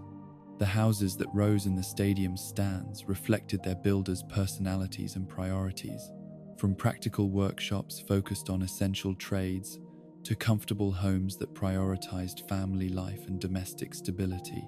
The upper stands of Diamond City developed into the community's most prestigious residential area, where successful merchants and skilled professionals built homes that commanded impressive views of the surrounding Commonwealth, while also serving as visible symbols of the prosperity that cooperation and hard work could achieve even in post-war conditions. These elevated neighborhoods became centers of political and economic influence, their residents naturally assuming leadership roles in community decision-making. The lower field areas of Diamond City housed the working families and newer arrivals who formed the backbone of the community's labor force, their modest homes and workshops creating the productive capacity that generated goods and services for both local consumption and export to other settlements throughout the region. These residents took pride in their essential contributions to community welfare while aspiring to eventual advancement to the more prosperous sections of their growing city. Mayor McDonough's rise to political leadership represented Diamond City's commitment to democratic governance and peaceful transition of power, though his administration would eventually demonstrate how even well-intentioned institutions could be corrupted by forces that operated beyond public scrutiny or accountability.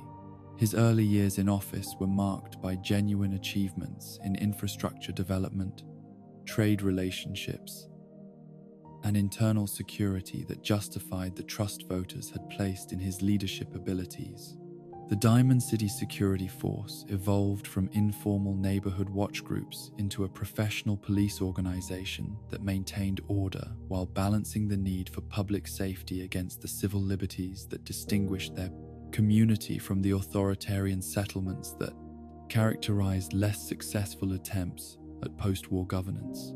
These security officers faced unique challenges in law enforcement as they dealt with crimes ranging from traditional theft and assault to more complex issues involving radiation exposure and mental health problems that had no precedent in pre-war legal systems.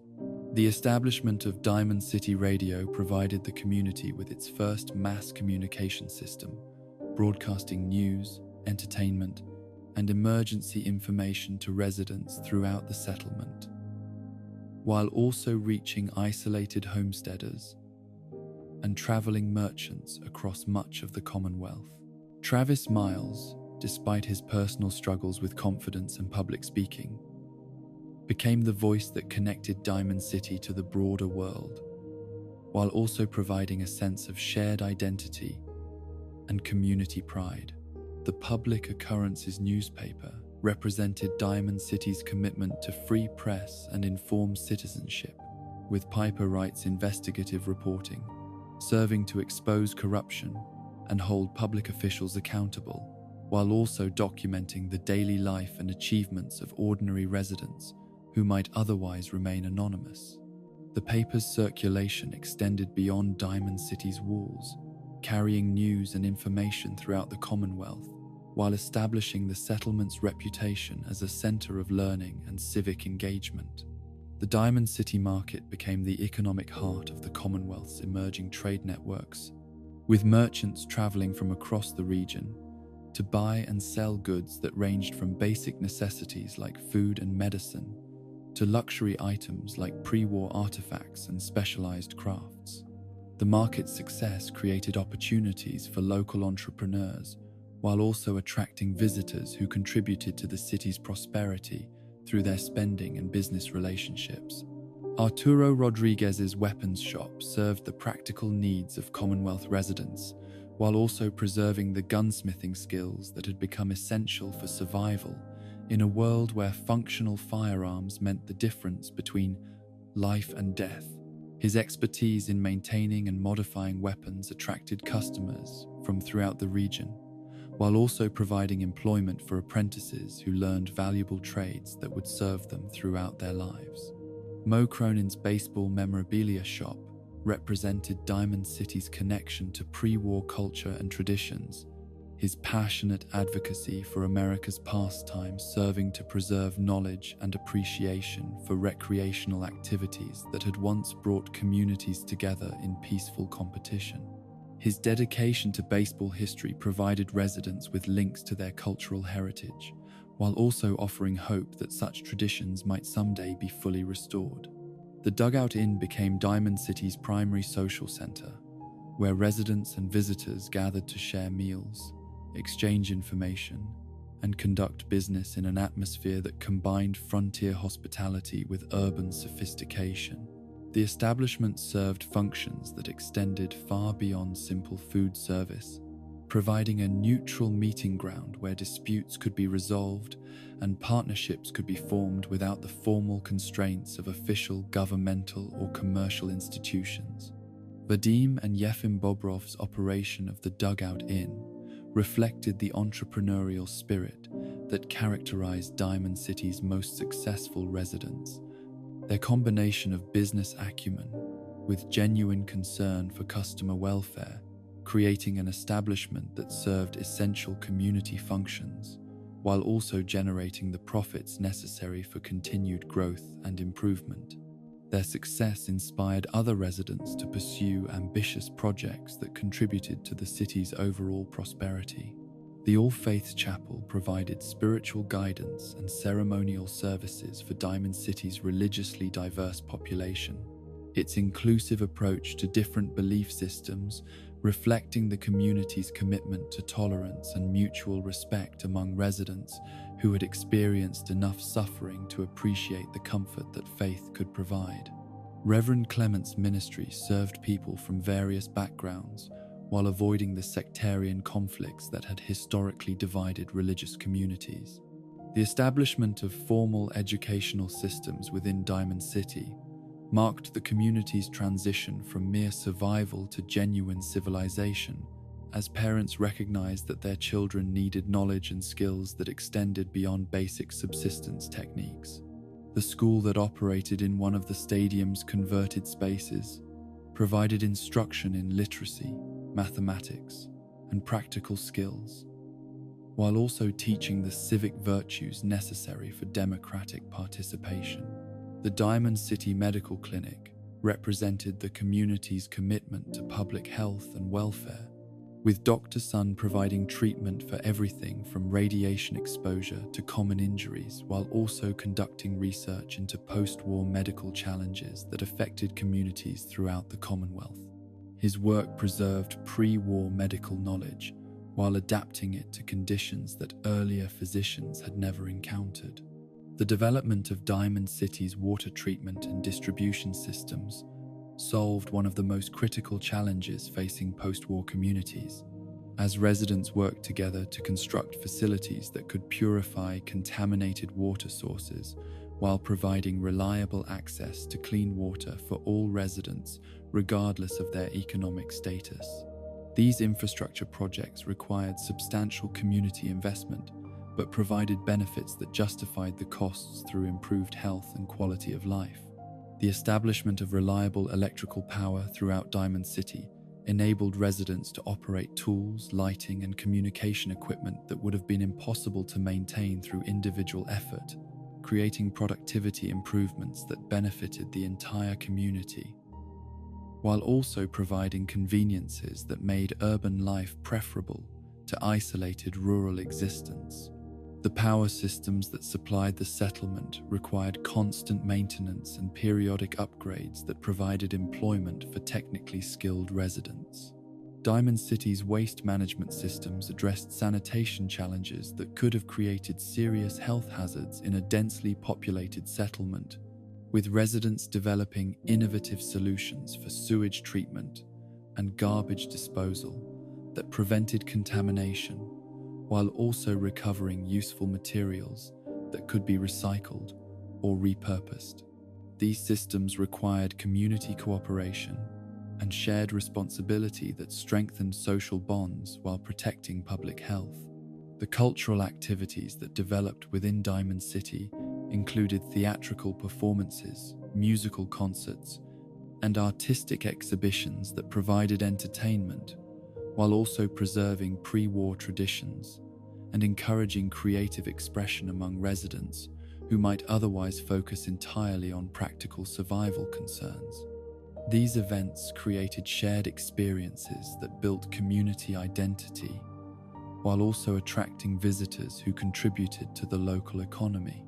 The sports and recreational activities that took place within Diamond City reflected both nostalgia for pre-war pastimes and adaptation to post-war realities, with residents organizing competitions and games that provided physical exercise and social interaction, while also maintaining connections to cultural traditions that had once defined American leisure activities.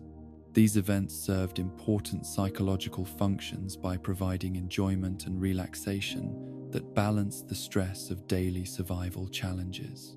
The libraries and archives that Diamond City established preserved pre-war books and documents, while also collecting contemporary records that would serve future historians and researchers seeking to understand how post-war civilization had developed.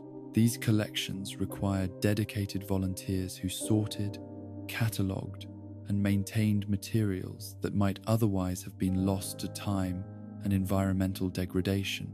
The democratic institutions that governed Diamond City developed through trial and error as residents experimented with different approaches to collective decision-making while balancing individual rights against community needs. The city council that emerged from these efforts provided representation for different neighborhoods and interest groups, while also maintaining efficiency in addressing problems that required immediate attention.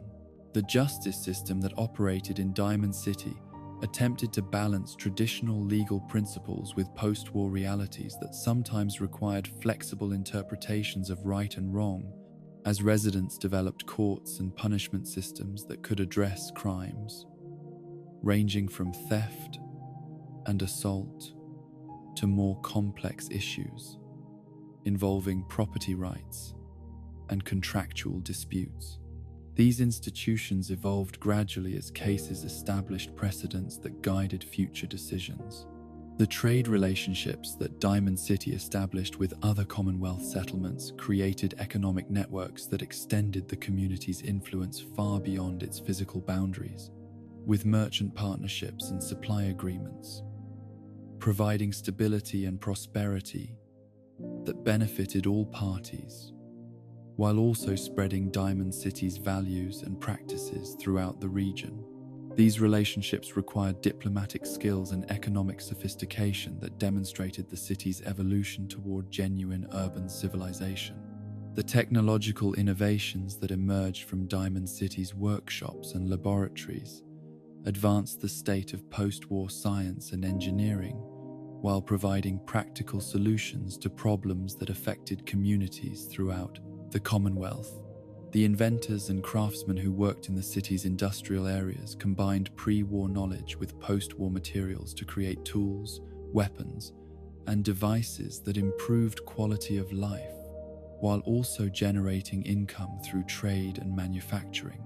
The cultural exchanges that occurred in Diamond City brought together people from diverse backgrounds who shared knowledge, traditions, and perspectives that enriched the community's intellectual and artistic life, while also promoting understanding and cooperation among groups that might otherwise have remained isolated and suspicious. These interactions created the cosmopolitan atmosphere that distinguished Diamond City from more insular settlements. The security challenges that Diamond City faced required constant vigilance and adaptive strategies as the settlement dealt with threats ranging from raider attacks to more subtle forms of infiltration and espionage that tested the Sleepy community's defensive capabilities, while also challenging their commitment to open governance and civil liberties. The balance between security and freedom became an ongoing source of debate and policy development. The environmental management programs that Diamond City implemented addressed pollution, radiation, and other post-war ecological challenges, while also promoting sustainable practices that would preserve resources for future generations. These efforts required scientific knowledge and community cooperation that demonstrated the settlement's commitment to long-term planning rather than short-term survival strategies. The immigration and citizenship policies that Diamond City developed reflected the community's values regarding inclusion and exclusion, with residents debating questions about who could join their society and under what conditions, while also addressing practical concerns about capacity and resources. These policies evolved as the city grew and encountered different types of people seeking refuge or opportunity. As Diamond City matured from desperate refuge to thriving urban center, its success inspired similar efforts throughout the Commonwealth, while also attracting the attention of forces that viewed its prosperity as either an opportunity to be exploited or a threat to be eliminated. The great green jewel that had risen in Fenway Park's concrete embrace represented both humanity's potential for recovery and its vulnerability to those who would corrupt or destroy the progress that cooperation and determination had made possible. The stage was set for Diamond City to play a central role in the Commonwealth's future development, with its institutions, economy, and culture serving as models for other communities, while also facing challenges that would test whether democratic values and human dignity could survive in a world where power often determined right and might often made policy. The golden age of Diamond City's development was approaching its peak, but shadows were gathering that would soon test everything the settlers had built and everything they believed about the possibility of civilized life in the post-war world. The Commonwealth Provisional Government represented the closest the post-war world had come to restoring the democratic ideals and organized governance that had once made Massachusetts a beacon of American liberty and progress. In the decades following the Great War, as settlements across the region struggled to rebuild some semblance of civilization from the radioactive ashes of the old world, visionary leaders began to recognize that isolated communities would always remain vulnerable to the forces of chaos and destruction that plagued the wasteland unless they could unite under common cause and shared governance. The origins of the Commonwealth Provisional Government can be traced to informal meetings that began occurring in the early 2100s, when settlement leaders who had established successful communities started reaching out to their counterparts in other areas to discuss mutual aid, trade relationships, and coordinated responses to threats that no single community could handle alone. These early discussions revealed both the potential benefits of cooperation and the practical challenges of organizing democratic governance among people who had grown accustomed to the autonomy and self-reliance that survival in the post-war world demanded. The settlement of Diamond City, with its established democratic institutions and successful economic development, naturally emerged as a leading voice in these early discussions about regional cooperation. Mayor McDonough, still in the early years of his administration and genuinely committed to the welfare of his constituents, recognized that Diamond City's prosperity could only be sustained if the surrounding Commonwealth achieved greater stability and security through coordinated governance and mutual assistance. Good Neighbor, despite its reputation as a haven for outcasts and criminals, contributed important perspectives about individual freedom and the rights of those who did not fit comfortably within conventional social structures. Mayor Hancock, with his combination of charismatic leadership and practical experience managing a diverse population, brought insights about governance that balanced order with liberty in ways that purely conventional communities had not considered. The farming communities that surrounded Diamond City and other major settlements faced unique challenges that required regional solutions, as individual homesteads and small agricultural cooperatives lacked the resources necessary to defend themselves against raider attacks or respond effectively to environmental disasters like radiation storms or crop failures. Their representatives came to the provisional government discussions with practical concerns about security, trade, and resource sharing that grounded the more abstract political discussions in immediate survival needs. Bunker Hill, with its strategic location and well-organized militia, offered military expertise and defensive capabilities that could benefit the entire Commonwealth if properly coordinated through regional governance structures. Their representatives understood that even the best defended individual settlements would remain vulnerable to large-scale threats unless they could coordinate their military responses and share intelligence about hostile forces operating in the area. The University Point settlement contributed scientific knowledge and technological capabilities that could accelerate recovery efforts throughout the Commonwealth. With their fusion reactor expertise and research facilities, offering resources that could benefit multiple communities if shared through appropriate governance mechanisms. Their participation in provisional government discussions reflected recognition that scientific progress required stability and cooperation that individual settlements could not provide independently. Quincy, before its tragic destruction, had been one of the Commonwealth's most prosperous settlements and a strong advocate for democratic governance and regional cooperation.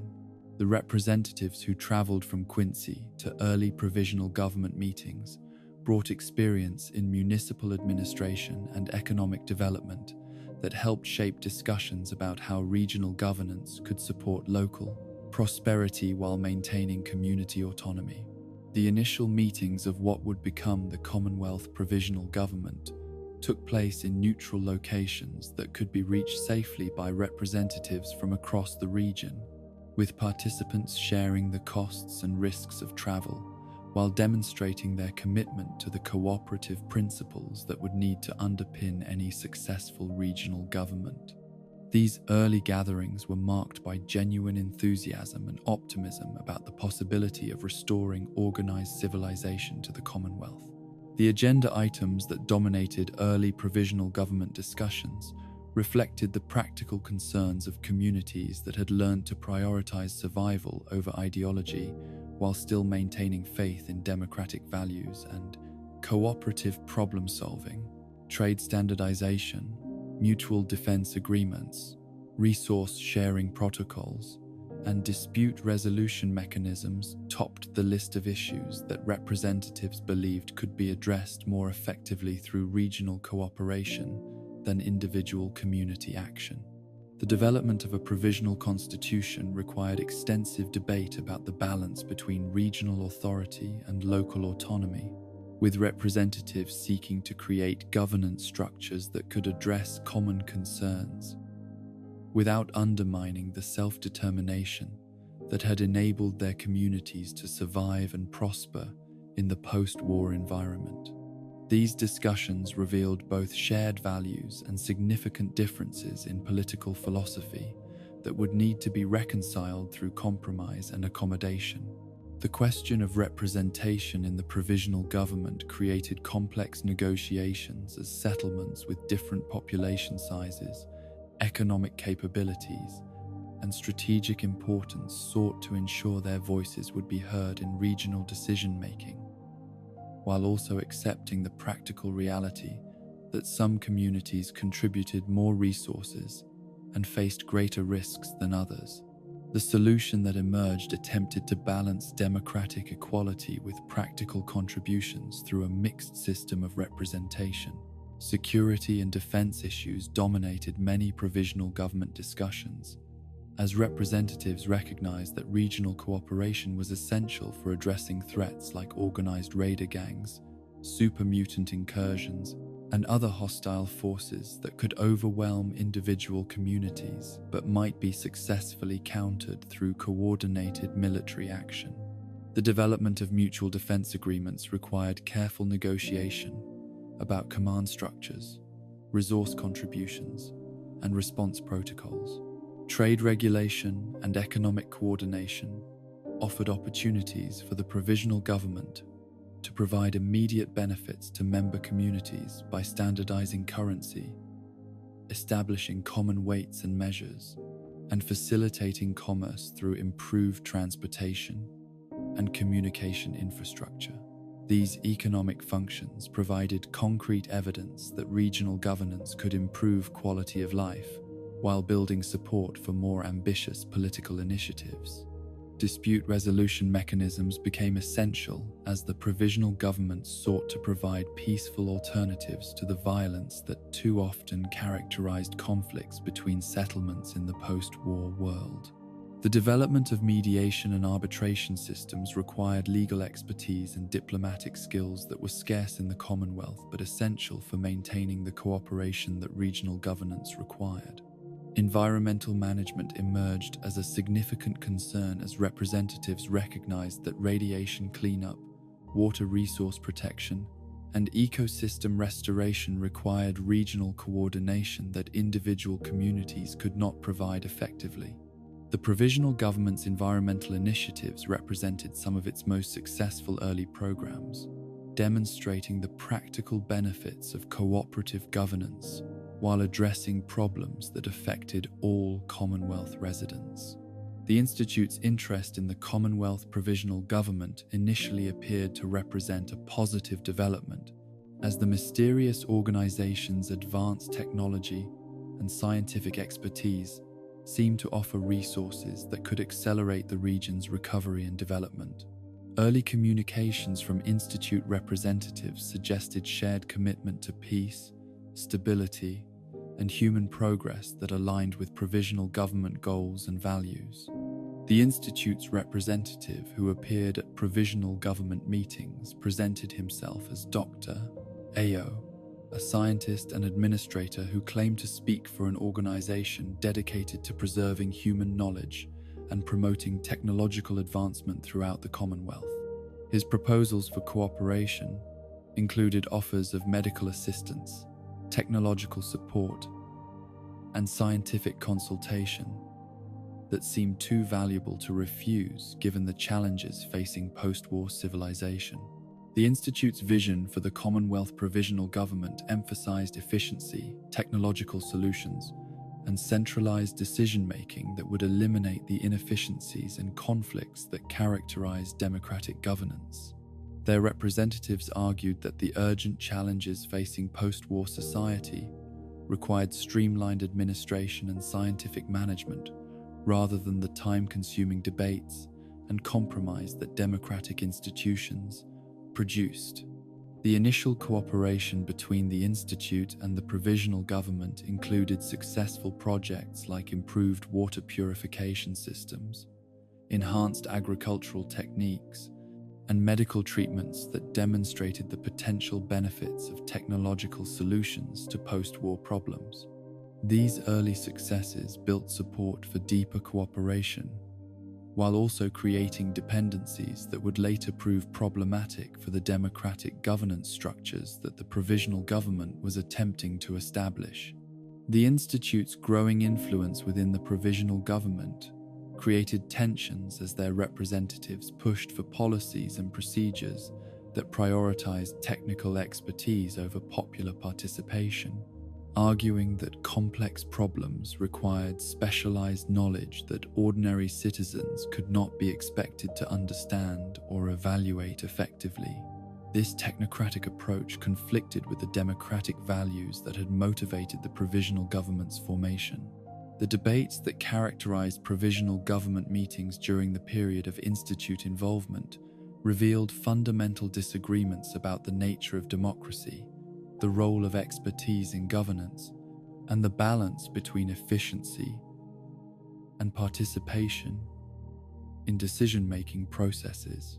These philosophical conflicts created divisions among representatives who had previously cooperated effectively on practical issues while sharing common values about self-governance and community autonomy.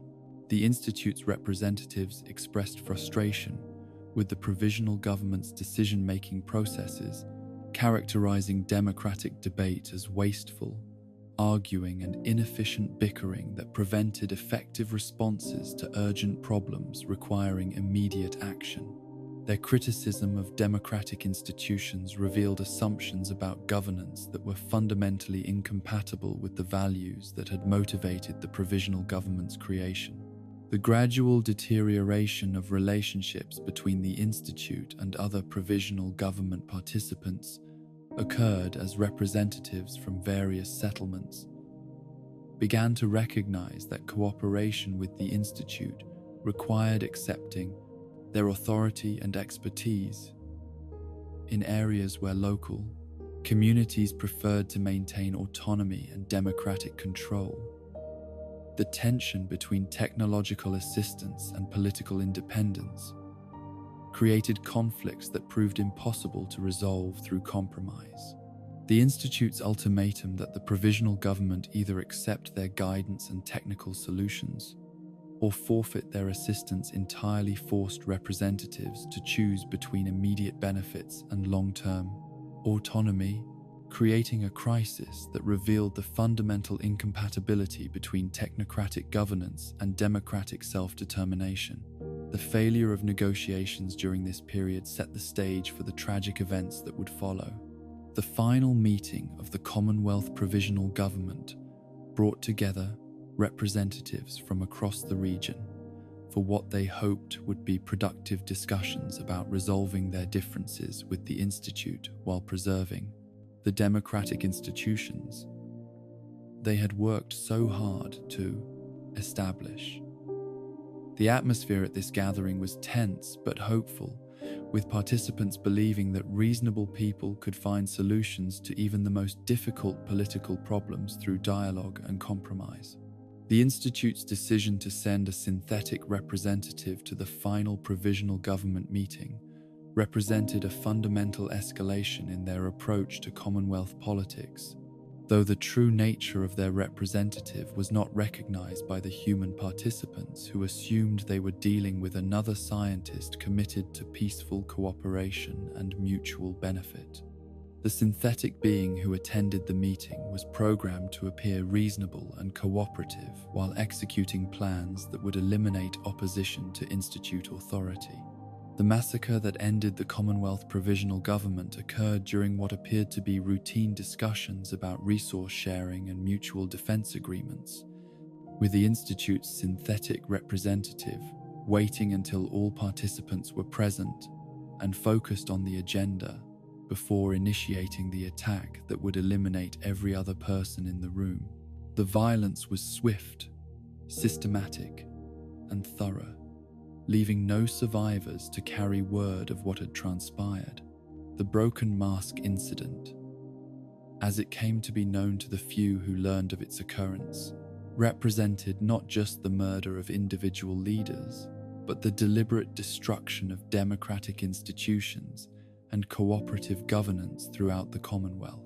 The Institute's decision to eliminate the provisional government through violence revealed their true attitude towards surface dwellers and their commitment to maintaining control through fear and intimidation rather than consent and cooperation.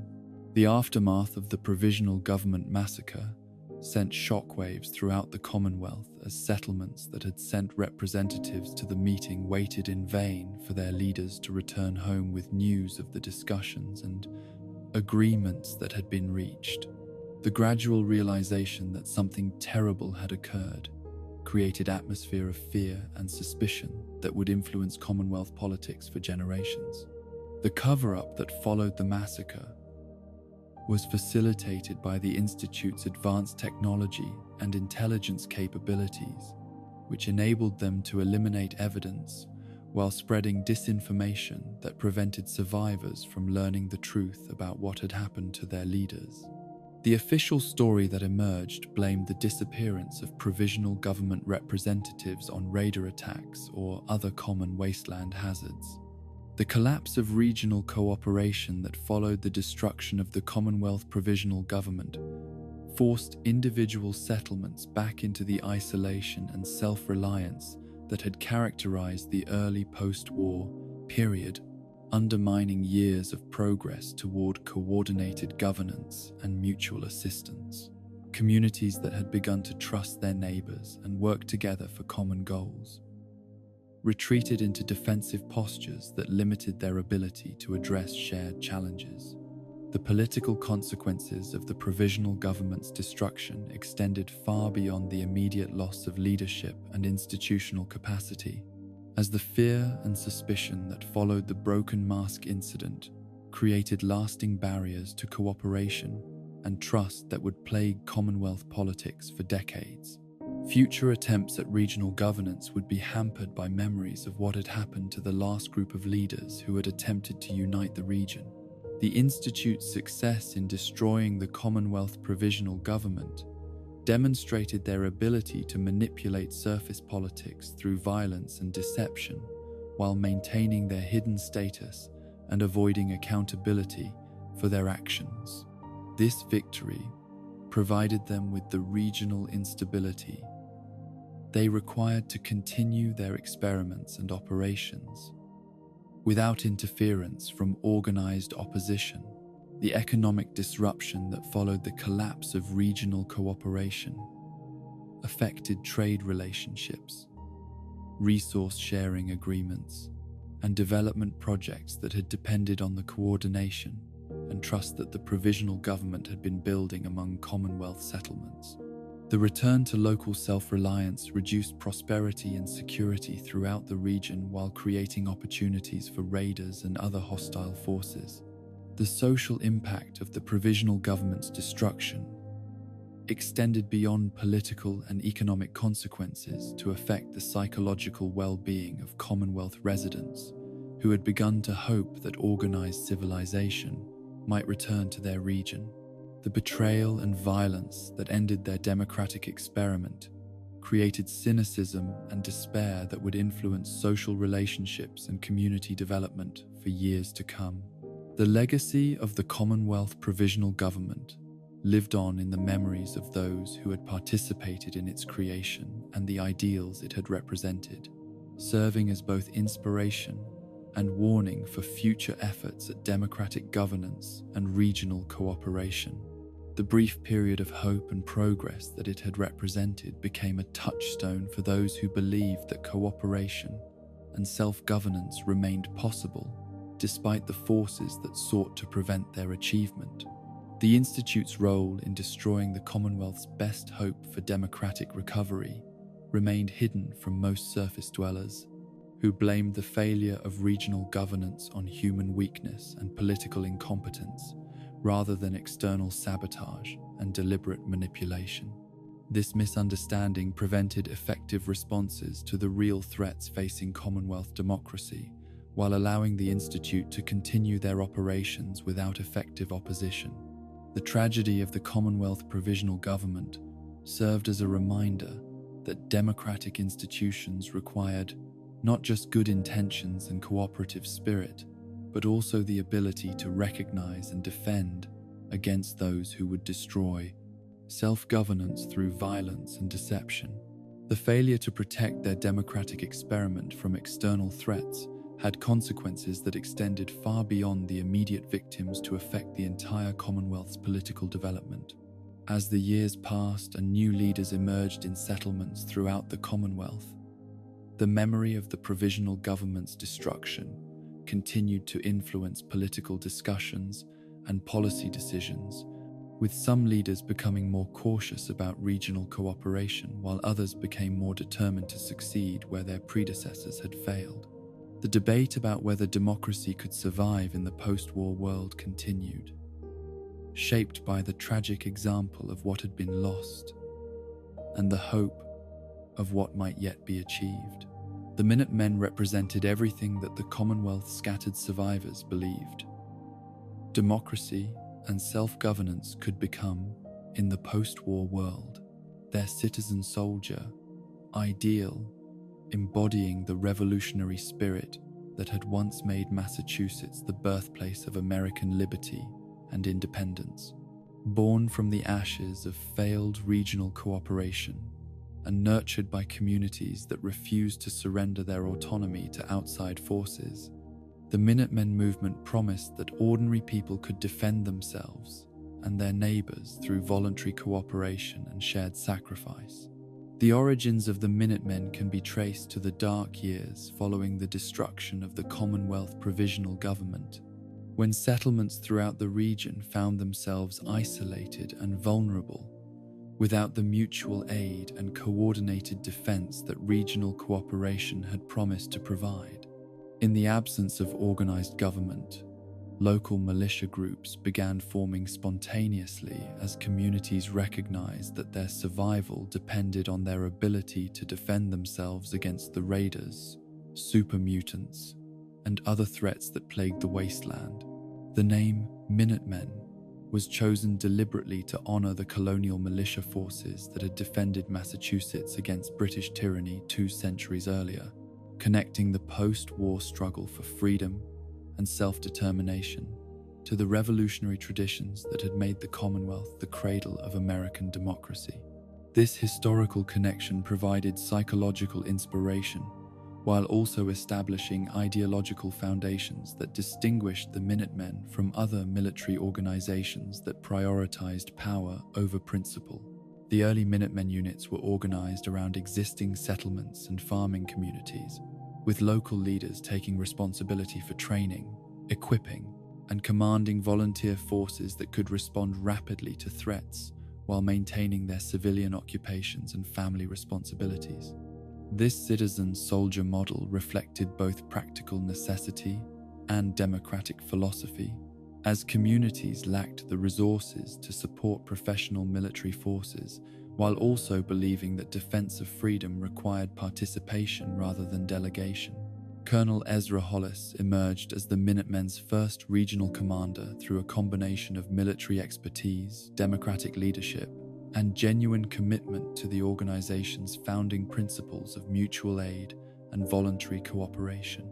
His background as a pre-war National Guardsman provided tactical knowledge that was essential for training civilian volunteers, while his post-war experience as a settlement leader gave him the political skills necessary for coordinating autonomous communities that jealously guarded their independence. The Minutemen's organizational structure reflected their democratic values through decentralized command systems that preserved local autonomy while enabling coordinated responses to regional threats. Individual settlements maintained control over their militia units, while agreeing to mutual aid compacts that could bring assistance from across the Commonwealth when communities faced challenges beyond their individual capacity to handle effectively. The training programs that Minutemen units developed combined military discipline with civilian flexibility, teaching volunteers the combat skills they needed to defend their communities, while also emphasizing the civic virtues that would preserve democratic institutions and peaceful governance. These programs attracted participants who believed that freedom required both the ability to fight for it and the wisdom to use force only when necessary to protect innocent people. The equipment that early Minutemen units used reflected the resource constraints and technological limitations of post-war civilization, with volunteers carrying whatever weapons they could acquire or manufacture, while supplementing military gear with improvised armor and modified civilian tools.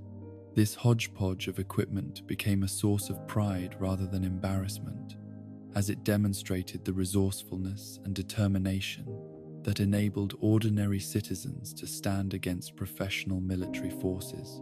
The first major Minutemen victory occurred during the defense of Ten Pines Bluff, where a coordinated raider assault was repelled by local militia forces supported by rapid response teams from neighboring settlements.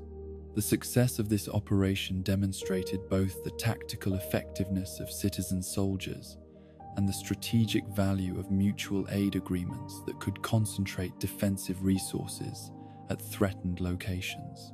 The liberation of Grey Garden from super mutant occupation became a defining moment in early Minutemen history, as volunteer forces successfully conducted complex military operations that required coordination between multiple settlements while minimizing civilian casualties and property damage.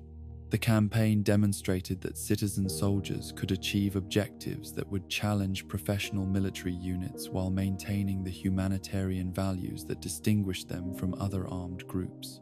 The establishment of Minutemen artillery positions at key locations throughout the Commonwealth provided settlements with defensive capabilities that had previously been available only to major military organizations, while also serving as visible symbols of the organization's commitment to protecting all Commonwealth residents, regardless of their ability to contribute resources or personnel to the common defense. The castle, the pre-war Fort Independence that became the Minutemen's primary headquarters, represented both the organization's military capabilities and their connection to American revolutionary traditions. The fortress that had once protected Boston Harbor from foreign invasion became the symbol of post-war resistance to tyranny and oppression. Its restored walls and functioning artillery demonstrating that democratic values could be defended successfully against any threat.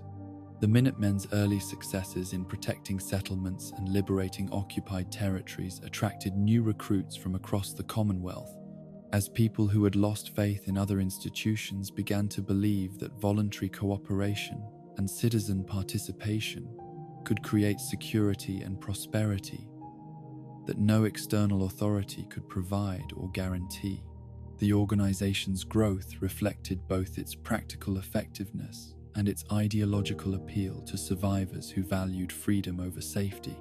The development of communication networks between Minutemen units enabled rapid coordination of defensive responses, while also facilitating the sharing of intelligence about threats and opportunities throughout the Commonwealth. These communication systems, based on radio networks and courier services, created the information infrastructure that effective democratic governance required, while maintaining operational security against hostile surveillance. The Minutemen's approach to civil affairs emphasized restoration rather than occupation, with liberated communities encouraged to establish their own governance systems while receiving support and protection that enabled peaceful development without external interference. This policy reflected the organization's commitment to self-determination and local autonomy, while also building political support among populations that had learned to fear military forces. The integration of diverse communities into the Minutemen network required careful attention to cultural differences and local preferences, as settlements with different backgrounds and priorities needed to maintain their distinct identities while participating in collective defense efforts. The organization's success in managing this diversity demonstrated that democratic principles could unite disparate groups without requiring conformity or assimilation. The Minutemen's economic policies focused on facilitating trade and commerce rather than controlling resources or dictating production decisions, with the organization providing security for caravans and markets while allowing communities to make their own choices about economic development and resource allocation. This approach reflected both practical limitations and philosophical commitments to free enterprise and voluntary exchange. The educational initiatives that the Minutemen supported emphasized both practical skills and civic knowledge, with training programs teaching everything from weapon maintenance and tactical operations to democratic governance and constitutional principles. These educational efforts reflected the organization's recognition that long-term success required informed participation rather than blind obedience to authority figures.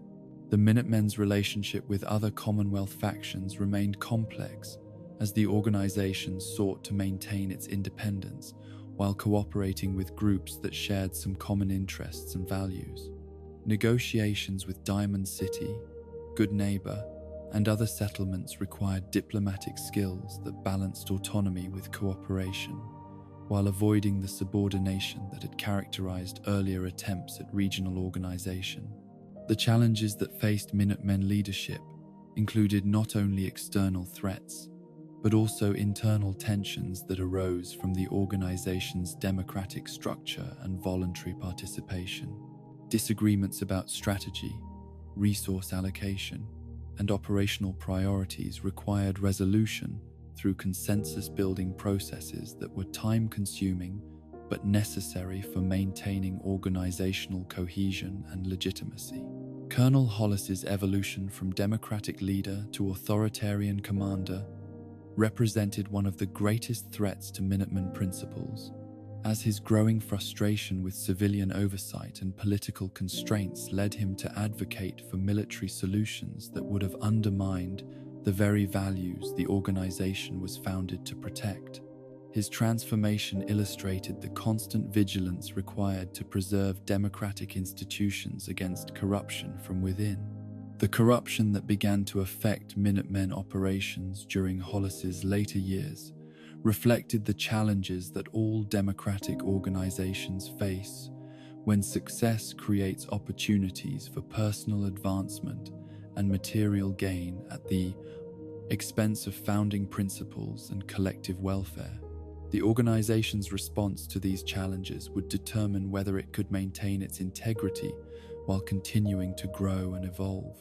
The internal reforms that some Minutemen leaders advocated included stronger oversight mechanisms, term limits for leadership positions, and more transparent decision-making processes that would prevent the concentration of power that had enabled corruption and abuse. These proposals generated debate about the balance between efficiency and accountability that would influence organizational development for years to come. The Quincy Massacre represented the Minutemen's greatest failure and most profound tragedy, as the organization's inability to provide effective assistance to one of the Commonwealth's most important settlements demonstrated the limitations of citizen soldier forces when facing overwhelming opposition. The loss of Quincy created strategic and psychological challenges that would test every aspect of Minutemen resilience and adaptability. Preston Garvey's heroic last stand during the Quincy evacuation embodied the best traditions of Minutemen service, as he and his small band of volunteers sacrificed their own safety to ensure that civilian refugees could escape the slaughter that claimed so many innocent lives. His leadership during this crisis demonstrated the personal courage and selfless dedication that had always been the organization's greatest strengths. The aftermath of the Quincy Massacre forced surviving Minutemen units to confront fundamental questions about their organizational structure, strategic priorities, and long-term viability as a military force capable of protecting Commonwealth settlements against determined enemies with superior resources and firepower. These discussions revealed both weaknesses that needed to be addressed and strengths that could be built upon.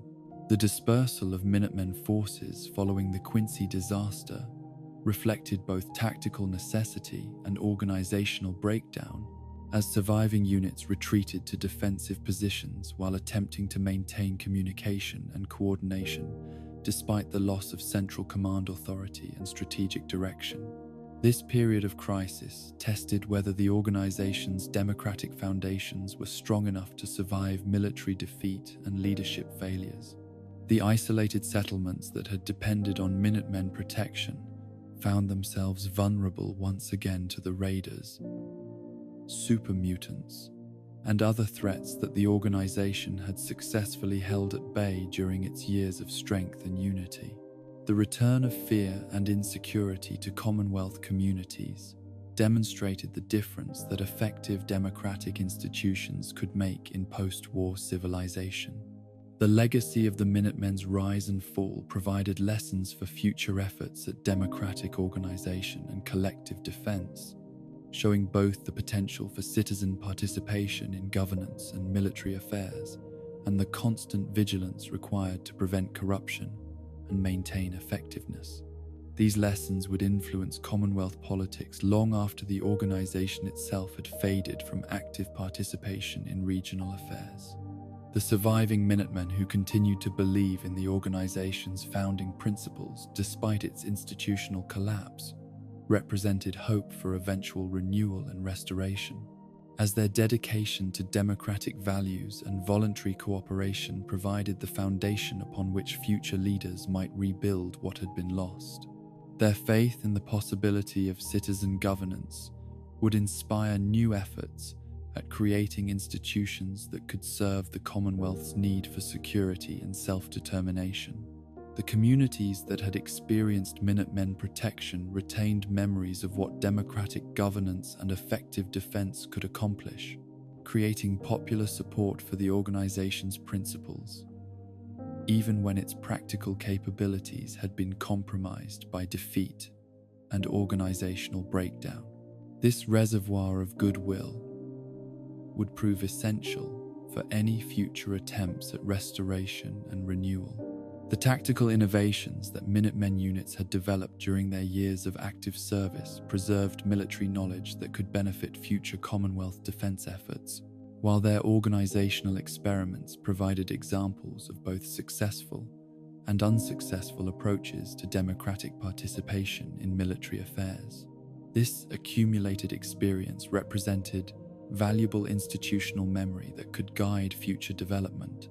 The strategic alliances that the Minutemen had established with sympathetic settlements and factions throughout the Commonwealth created networks of cooperation and mutual support that survived the organization's military defeat, providing foundations for future efforts at regional coordination and collective action. These relationships demonstrated that democratic principles could create lasting bonds that transcended temporary setbacks and institutional failures. The Minutemen's commitment to protecting all Commonwealth residents regardless of their ability to contribute to the organization's resources or operations established precedents for inclusive governance that would influence future political development throughout the region. Their example showed that democratic institutions could serve universal rather than partisan interests when properly structured and led.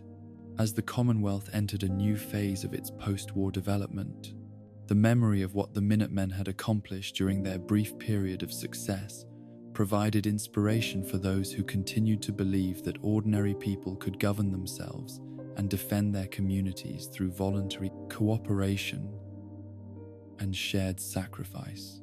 The seeds of renewal had been planted in the ashes of defeat, waiting for the right conditions and leadership to grow into new institutions capable of serving the region's need for freedom, security, and democratic governance.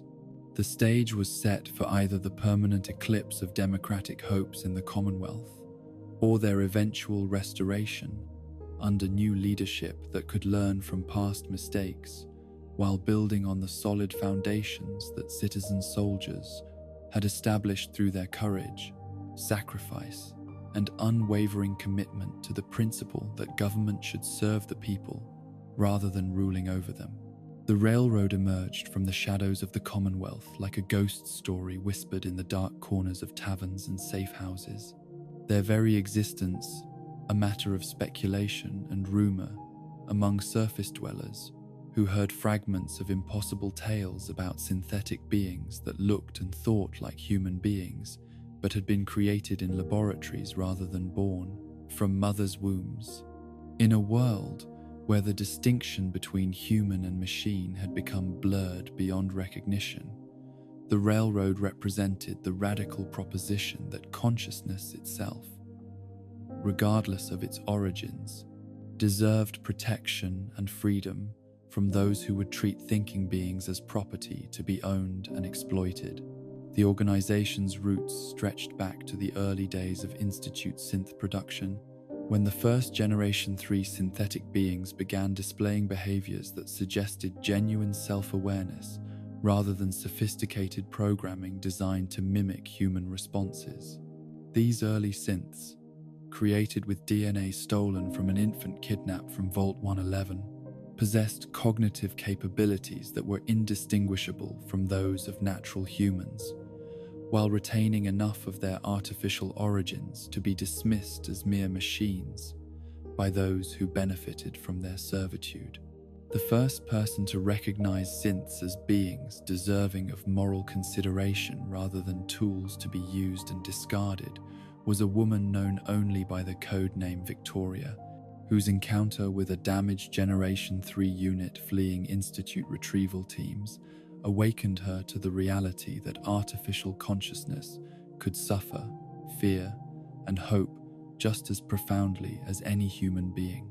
Her decision to provide shelter and assistance to the escaped synth, despite the obvious dangers, represented the founding moment of what would eventually become the Commonwealth's most secretive and morally complex resistance: organization. Victoria's initial efforts to help escaped synths were limited by her lack of resources and knowledge about Institute capabilities.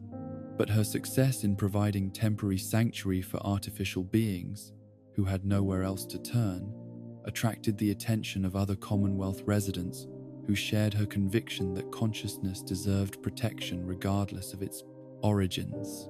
These early sympathizers included doctors who could treat synth injuries, mechanics who understood their technological components, and ordinary citizens who simply could not ignore the suffering of beings who seemed as real and deserving of compassion as anyone they had ever known.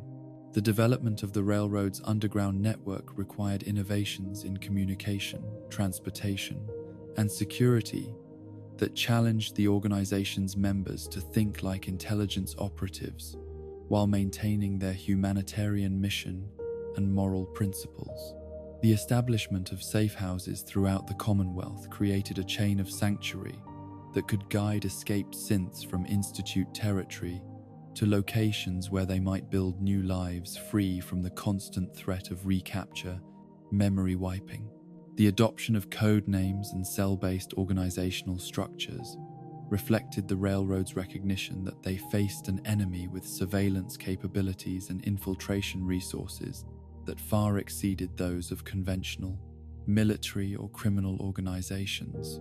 The Institute's ability to create synthetic beings that were physically and behaviorally indistinguishable from humans meant that every new recruit represented a potential security breach that could compromise operations and endanger both human operatives and the synths they sought to protect.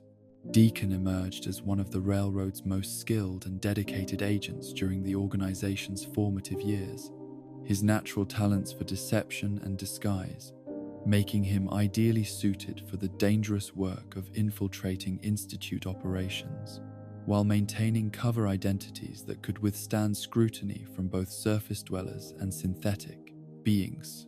His commitment to the railroad's mission reflected personal experiences with loss and betrayal that had convinced him that protecting the innocent required sacrifices that most people were unwilling or unable to make.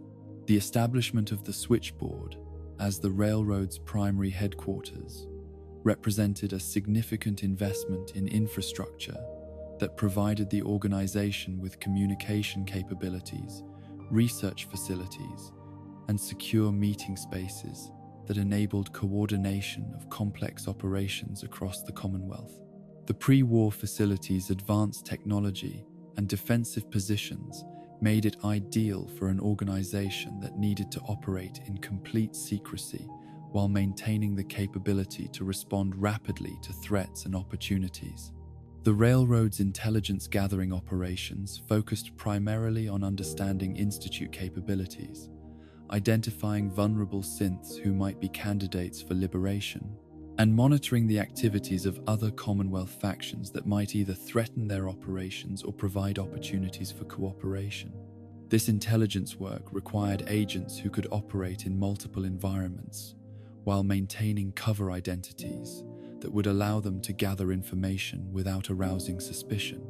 The development of memory modification techniques represented one of the railroad's most controversial and morally complex innovations, as the organization struggled with questions about whether erasing synth memories of their Institute programming was liberation or another form of violation that replaced one type of mind control with another. These procedures, while technically necessary for protecting escaped synths from Institute tracking and retrieval efforts, raised profound questions about identity, consciousness, and the nature of authentic existence. Dr. Amari's involvement in the railroad brought medical expertise and sophisticated equipment that enabled the organization to perform complex procedures on synthetic beings whose artificial biology required specialized knowledge and tools that conventional doctors could not provide. Her research into synth consciousness and artificial neural networks advanced understanding of what it meant to be human, in an age when humanity itself had become a contested category.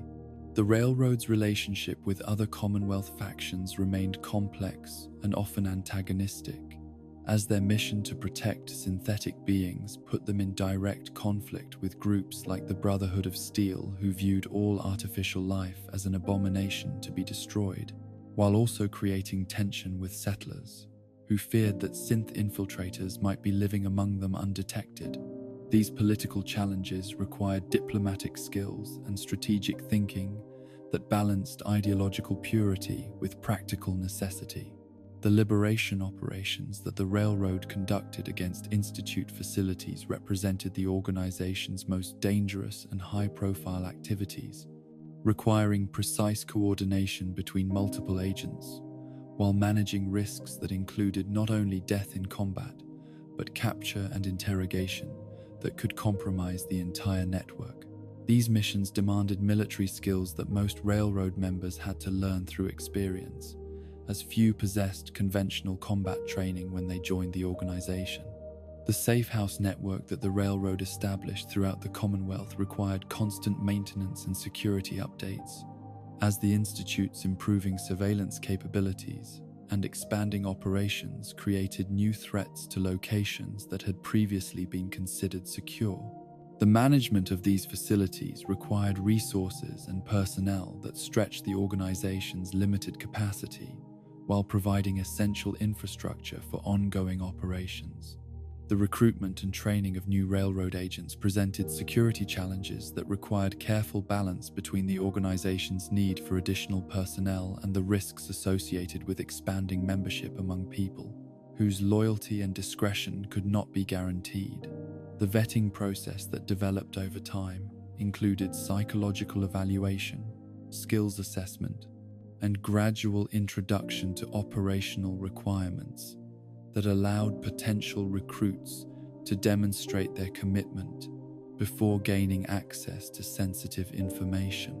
The railroad's research into synth technology and Institute operations produced intelligence that was valuable not only for their own mission, but for other Commonwealth factions that opposed Institute activities for different reasons. The sharing of this information required careful consideration of how cooperation with other groups might advance railroad objectives, while avoiding compromises that could undermine their core mission or endanger the synths they sought to protect. The financial resources that sustained railroad operations came from diverse sources, including voluntary donations from sympathetic Commonwealth residents, proceeds from the sale of salvaged technology and pre-war artifacts, and occasionally from theft and fraud directed against Institute assets and collaborators. These funding mechanisms reflected the organization's willingness to use questionable methods when necessary, while maintaining ethical standards that distinguished them from simple criminal enterprises. The psychological support that escaped synths required included not only protection from physical recapture, but assistance in developing new identities and life skills that would enable them to function independently in surface society. This counseling work required specialized knowledge about artificial consciousness and synthetic psychology that was developed through experience rather than formal training, as no textbooks existed for helping artificial beings adapt to freedom. The railroad's communication systems evolved from simple dead drops and coded messages to sophisticated networks that could coordinate operations across the Commonwealth while maintaining security against Institute surveillance and interception. These systems required technical expertise and operational discipline that challenged the organization's members to maintain professional standards despite their volunteer status and limited resources. The destruction of the switchboard represented the railroad's greatest operational disaster and most profound challenge to organizational survival, as the Institute's successful assault on their primary headquarters eliminated critical infrastructure while also compromising security procedures and personnel that had taken years to develop. The loss of the facility forced a complete reorganization of railroad operations, while also demonstrating the Institute's growing capabilities and determination to eliminate opposition. The survivors who escaped the switchboard attack faced the challenge of rebuilding the organization from scattered remnants while continuing to protect synths who depended on railroad assistance for their survival and freedom. This reconstruction effort required leadership skills and organizational knowledge that were distributed among multiple individuals, making coordination difficult while also providing redundancy that prevented complete collapse. Desdemona's emergence as the railroad's leader during the post-switchboard period reflected her combination of operational experience, strategic thinking, and moral clarity that enabled her to guide the organization through its darkest period, while maintaining focus on the mission that had motivated its creation. Her leadership style balanced security requirements with humanitarian objectives while also adapting to changing circumstances that required new approaches to old problems. The establishment of railroad headquarters in the Old North Church represented both practical necessity and symbolic significance, as the historic building provided defensible space in the heart of Boston, while also connecting the organization to revolutionary traditions that had made Massachusetts the birthplace of American freedom. The choice of location demonstrated the railroad's understanding of how symbols and history could inspire dedication while providing practical benefits. The railroad's counterintelligence operations focused on identifying and neutralizing Institute agents who had infiltrated surface society, while also protecting their own operations from surveillance and sabotage efforts directed by their enemies. These security measures required constant vigilance and sophisticated procedures that balanced operational effectiveness with the trust and cooperation that effective resistance organizations required. The moral debates that characterized railroad discussions about methods and objectives reflected the organization's commitment to ethical behavior, even when facing enemies who showed no regard for human dignity or rights. These discussions sometimes slowed decision-making and complicated operations, but they also ensured that the railroad's methods remained consistent with their values and worthy of the sacrifices that members made in service of their mission. The integration of liberated synths into Commonwealth society required careful attention to both the artificial beings' needs for security and normalcy, and the surface population's fears about synthetic infiltration and deception. The railroad's success in facilitating these transitions depended on their ability to provide ongoing support, while also helping synths develop the independence and skills necessary for long-term survival and prosperity. The railroad's educational initiatives included training programs for agents, consciousness-raising activities for potential sympathizers, and information campaigns designed to counteract Institute propaganda that portrayed synths as dangerous abominations rather than thinking beings deserving of moral consideration. These educational efforts required careful balance between raising awareness and maintaining operational security that protected both the organization and the synths they served. The technological innovations that railroad scientists and engineers developed included improvements to synth detection equipment, communication devices that could evade Institute surveillance, and medical procedures that could help artificial beings adapt to life outside Institute control. These technical advances represented the organization's commitment to using knowledge and innovation in service of freedom rather than oppression. The alliances that the railroad formed with sympathetic individuals and groups throughout the Commonwealth created networks of support that extended far beyond formal membership, while also providing intelligence and resources that enabled more effective operations. These relationships required diplomatic skills and strategic thinking that balanced the organization's security needs with the benefits of broader cooperation and support. The railroad's legacy in Commonwealth history would depend not only on their immediate success in protecting synthetic beings, but on their contribution to broader questions about consciousness, rights, and the meaning of humanity in an age when technology had blurred traditional categories and challenged fundamental assumptions about life and personhood. Their struggle represented humanity's effort to maintain moral principles and ethical behavior, even when facing challenges that previous generations could never have imagined.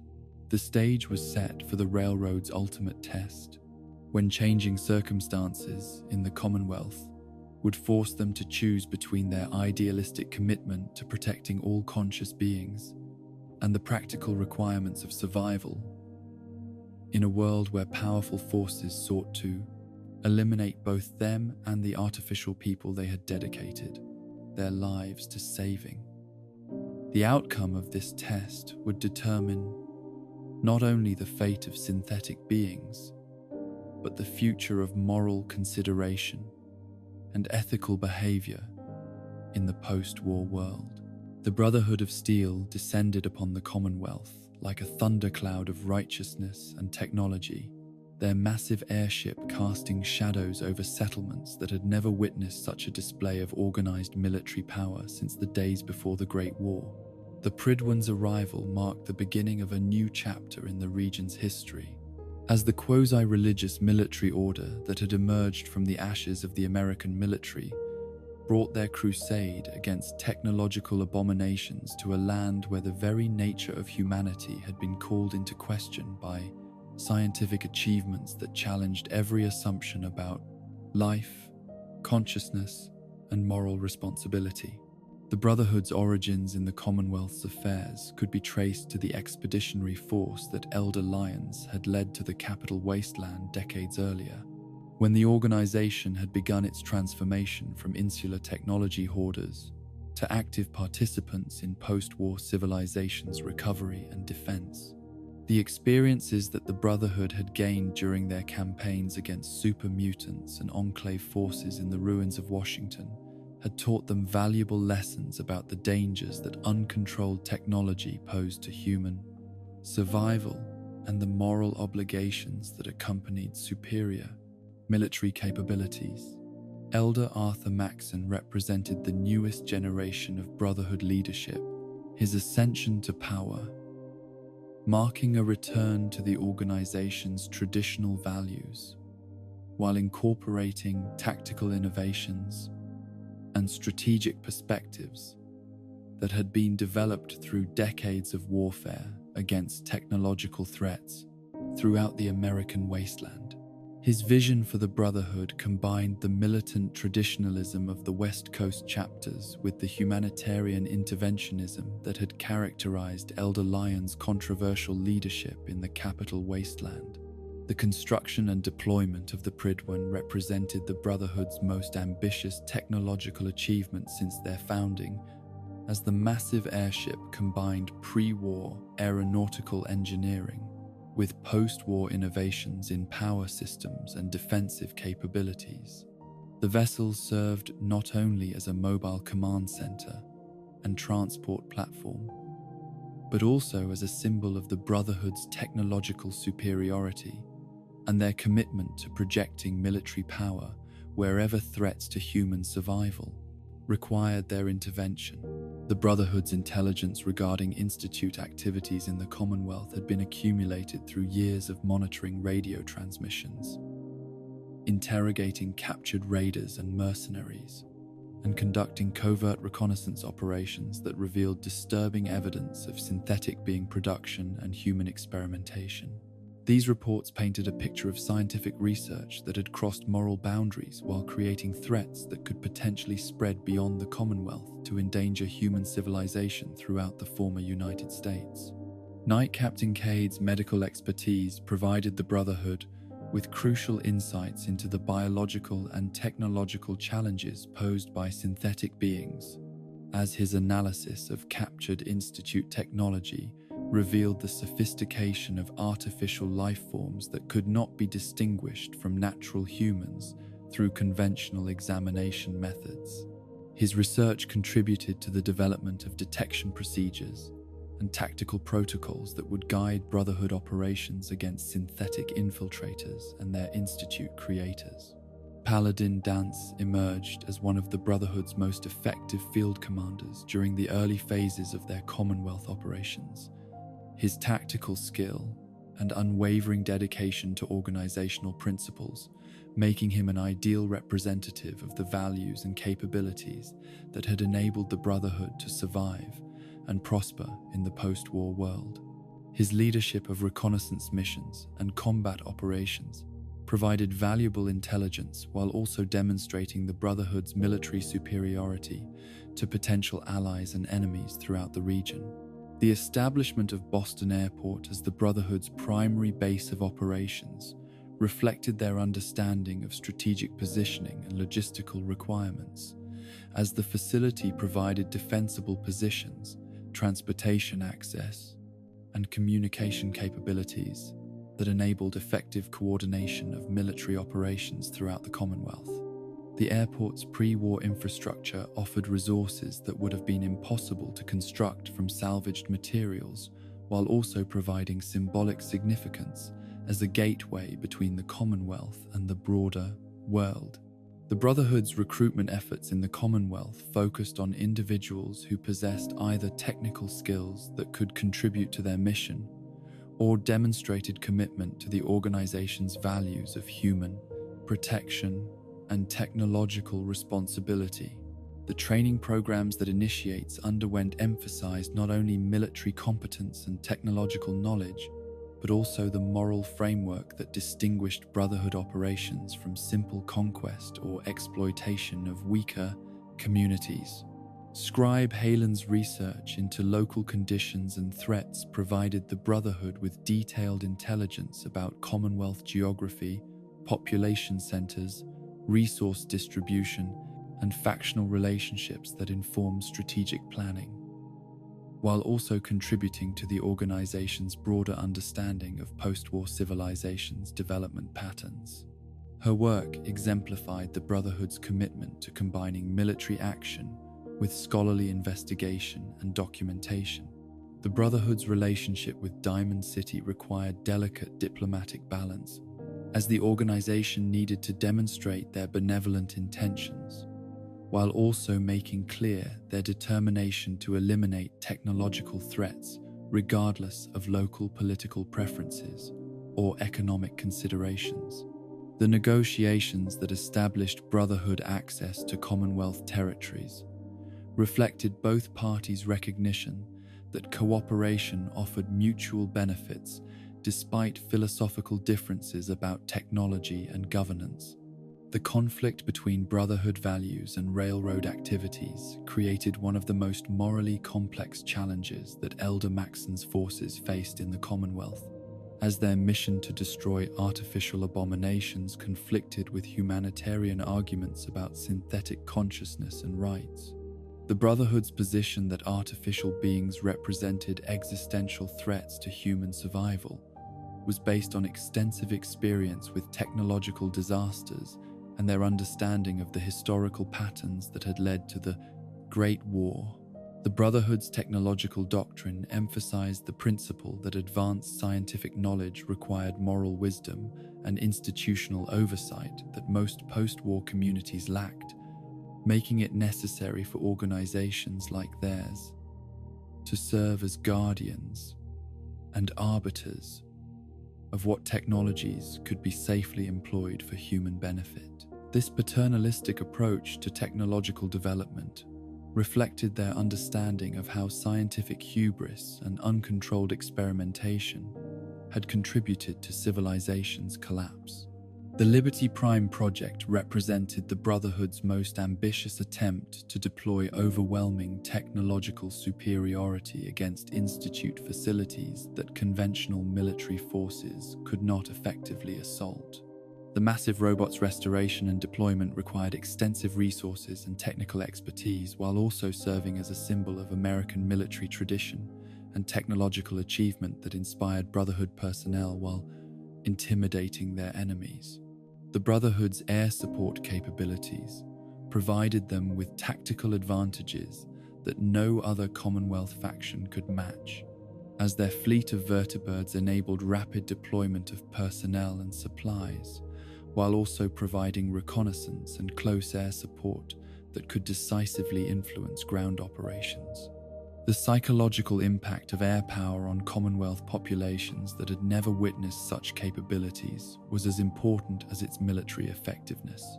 The training and indoctrination programs that Brotherhood members underwent emphasized loyalty to organizational hierarchy and mission objectives, while also developing the technical competence and moral certainty required for operations that involved life and death decisions about technological threats.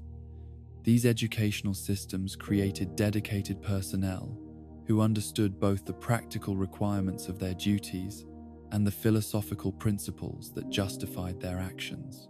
The Brotherhood's economic impact on the Commonwealth included both the resources they brought from outside the region and the demands they placed on local communities for supplies, information, and cooperation with their operations. Their ability to offer pre-war technology, medical supplies, and military protection in exchange for assistance created relationships that benefited both parties, while also establishing Brotherhood influence throughout the region. The intelligence operations that the Brotherhood conducted against Institute facilities required infiltration techniques and surveillance capabilities that challenged their personnel to develop skills beyond conventional military training. The covert nature of these operations conflicted with the organization's traditional preference for direct confrontation, but the Institute's advanced security measures and hidden location made stealth necessary for successful intelligence gathering. The Brotherhood's propaganda efforts emphasized themes of human survival, technological responsibility, and moral clarity that resonated with Commonwealth residents who had experienced the negative consequences of uncontrolled scientific experimentation and artificial being infiltration. These information campaigns sought to build popular support for Brotherhood operations while also countering Institute influence and railroad sympathy among surface populations. The development of tactical doctrines specifically designed for anti-synth operations required extensive research into artificial being capabilities and vulnerabilities, as conventional military procedures were inadequate for combating enemies that combined human intelligence with synthetic durability and programmable objectives. These specialized techniques represented innovations in post-war military science that could potentially be applied to similar threats in other regions. The Brotherhood's relationship with existing Commonwealth military organizations like the Minutemen reflected their assessment that local forces lacked both the technological capabilities and institutional discipline required for effective operations against Institute threats. This evaluation led to policies that offered cooperation and assistance while maintaining clear chains of command and operational control that preserved Brotherhood autonomy and effectiveness. The moral challenges that Brotherhood personnel faced when implementing orders to eliminate synthetic beings who appeared to possess genuine consciousness and emotional responses tested their commitment to organizational doctrine while also forcing them to confront fundamental questions about the nature of personhood and moral consideration. These ethical dilemmas were resolved through training and indoctrination that emphasized the greater good and long-term human survival over immediate sympathy for individual artificial beings. The Brotherhood's scientific research into Institute technology and synthetic biology contributed to their understanding of the threats posed by artificial life forms, while also providing insights that could potentially be used to develop beneficial applications for human welfare. This research was conducted under strict ethical guidelines that prevented the moral compromises that had characterized Institute experimentation, while maximizing the knowledge gained from captured materials and specimens. The logistical systems that supported Brotherhood operations in the Commonwealth required sophisticated supply chains and maintenance capabilities that could sustain advanced military equipment while also providing for the needs of personnel operating far from their primary bases. These systems demonstrated the organization's institutional maturity and planning capabilities, while also creating vulnerabilities that enemies could potentially exploit. The Brotherhood's approach to civil affairs in liberated territories emphasized security and order, while respecting local governance structures that did not conflict with their mission objectives. This policy reflected their understanding that effective military operations required civilian cooperation and support that could only be maintained through respectful treatment of non-combatant populations and their legitimate authorities. The psychological warfare aspects of Brotherhood operations included both the intimidation effects of their superior technology and the inspirational impact of their disciplined military bearing and moral certainty. The demonstration of Brotherhood capabilities served to discourage resistance, while also providing hope to communities that had felt helpless against threats they could not effectively counter through their own resources. The Brotherhood's long-term strategic objectives in the Commonwealth extended beyond the immediate elimination of Institute facilities to include the establishment of permanent presence that could monitor future technological developments and respond to emerging threats before they could pose dangers to human civilization. This forward deployment strategy reflected their global perspective and commitment to protecting humanity throughout the former United States. The training of local personnel in Brotherhood technological and military procedures represented an investment in Commonwealth security that would continue to provide benefits after the immediate Institute threat had been eliminated. These educational programs created cadres of technically competent individuals who understood Brotherhood principles while also maintaining connections to their local communities and regional concerns. The Brotherhood's documentation and analysis of Institute research provided valuable intelligence about the current state of post-war scientific development, while also serving as cautionary examples of how technological advancement without moral oversight could lead to existential threats. These records would inform future Brotherhood policy and serve as educational materials for personnel who might face similar challenges in other regions. The cultural impact of Brotherhood presence in the Commonwealth included both the demonstration that organized military forces could still achieve decisive victories against technological threats and the inspiration provided by their example of disciplined service to principles larger than individual survival or material gain. Their presence reminded Commonwealth residents that idealism and sacrifice could still produce meaningful results in the post-war world.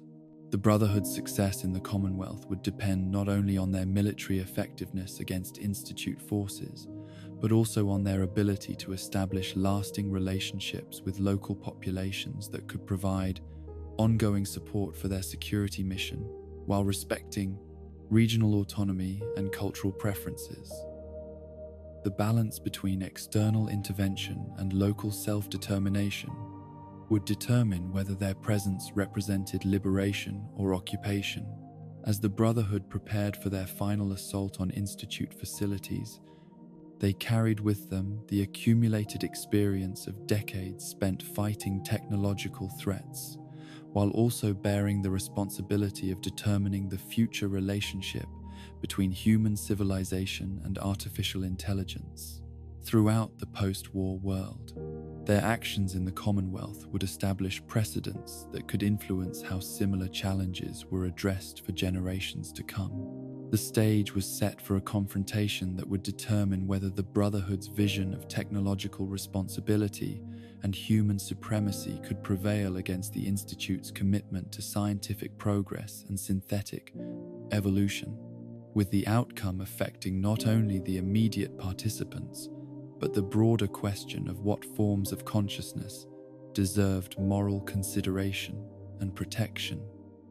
In an age when the boundaries of life itself had become matters of philosophical debate and military conflict, the frost that clung to the sealed door of Vault 111 on that October morning in 2287 carried with it the crystallized dreams of a world that had died 2 centuries earlier, its ice formations marking the boundary between past and future like frozen tears shed by time itself. Within the cryogenic pod that had preserved one life through the long darkness of nuclear winter, consciousness stirred for the first time since the Great War had ended everything familiar and safe, awakening not to the comfortable suburban morning that memory expected, but to the harsh reality of a transformed world that bore no resemblance to the one left behind. The sole survivor's emergence from Vault 111 represented more than simply another refugee joining the Commonwealth's struggling population of wasteland dwellers, though the full significance of this awakening would only become apparent through the choices and actions that would follow in the months and years ahead. Here was someone who carried within their memory the complete experience of pre-war civilization, whose understanding of what the world had been could serve as either inspiration for what it might become again, or crushing burden that made adaptation to post-war realities impossible to achieve. The first steps beyond the Vault's protective threshold brought immediate confrontation with the magnitude of transformation that 2 centuries of atomic aftermath had wrought upon the familiar landscape of suburban Massachusetts. Sanctuary Hills, which had once represented the pinnacle of American domestic achievement, now lay in ruins that spoke eloquently of civilization's fragility and the casual indifference with which nuclear fire had consumed the careful accumulations of generations of human effort and achievement.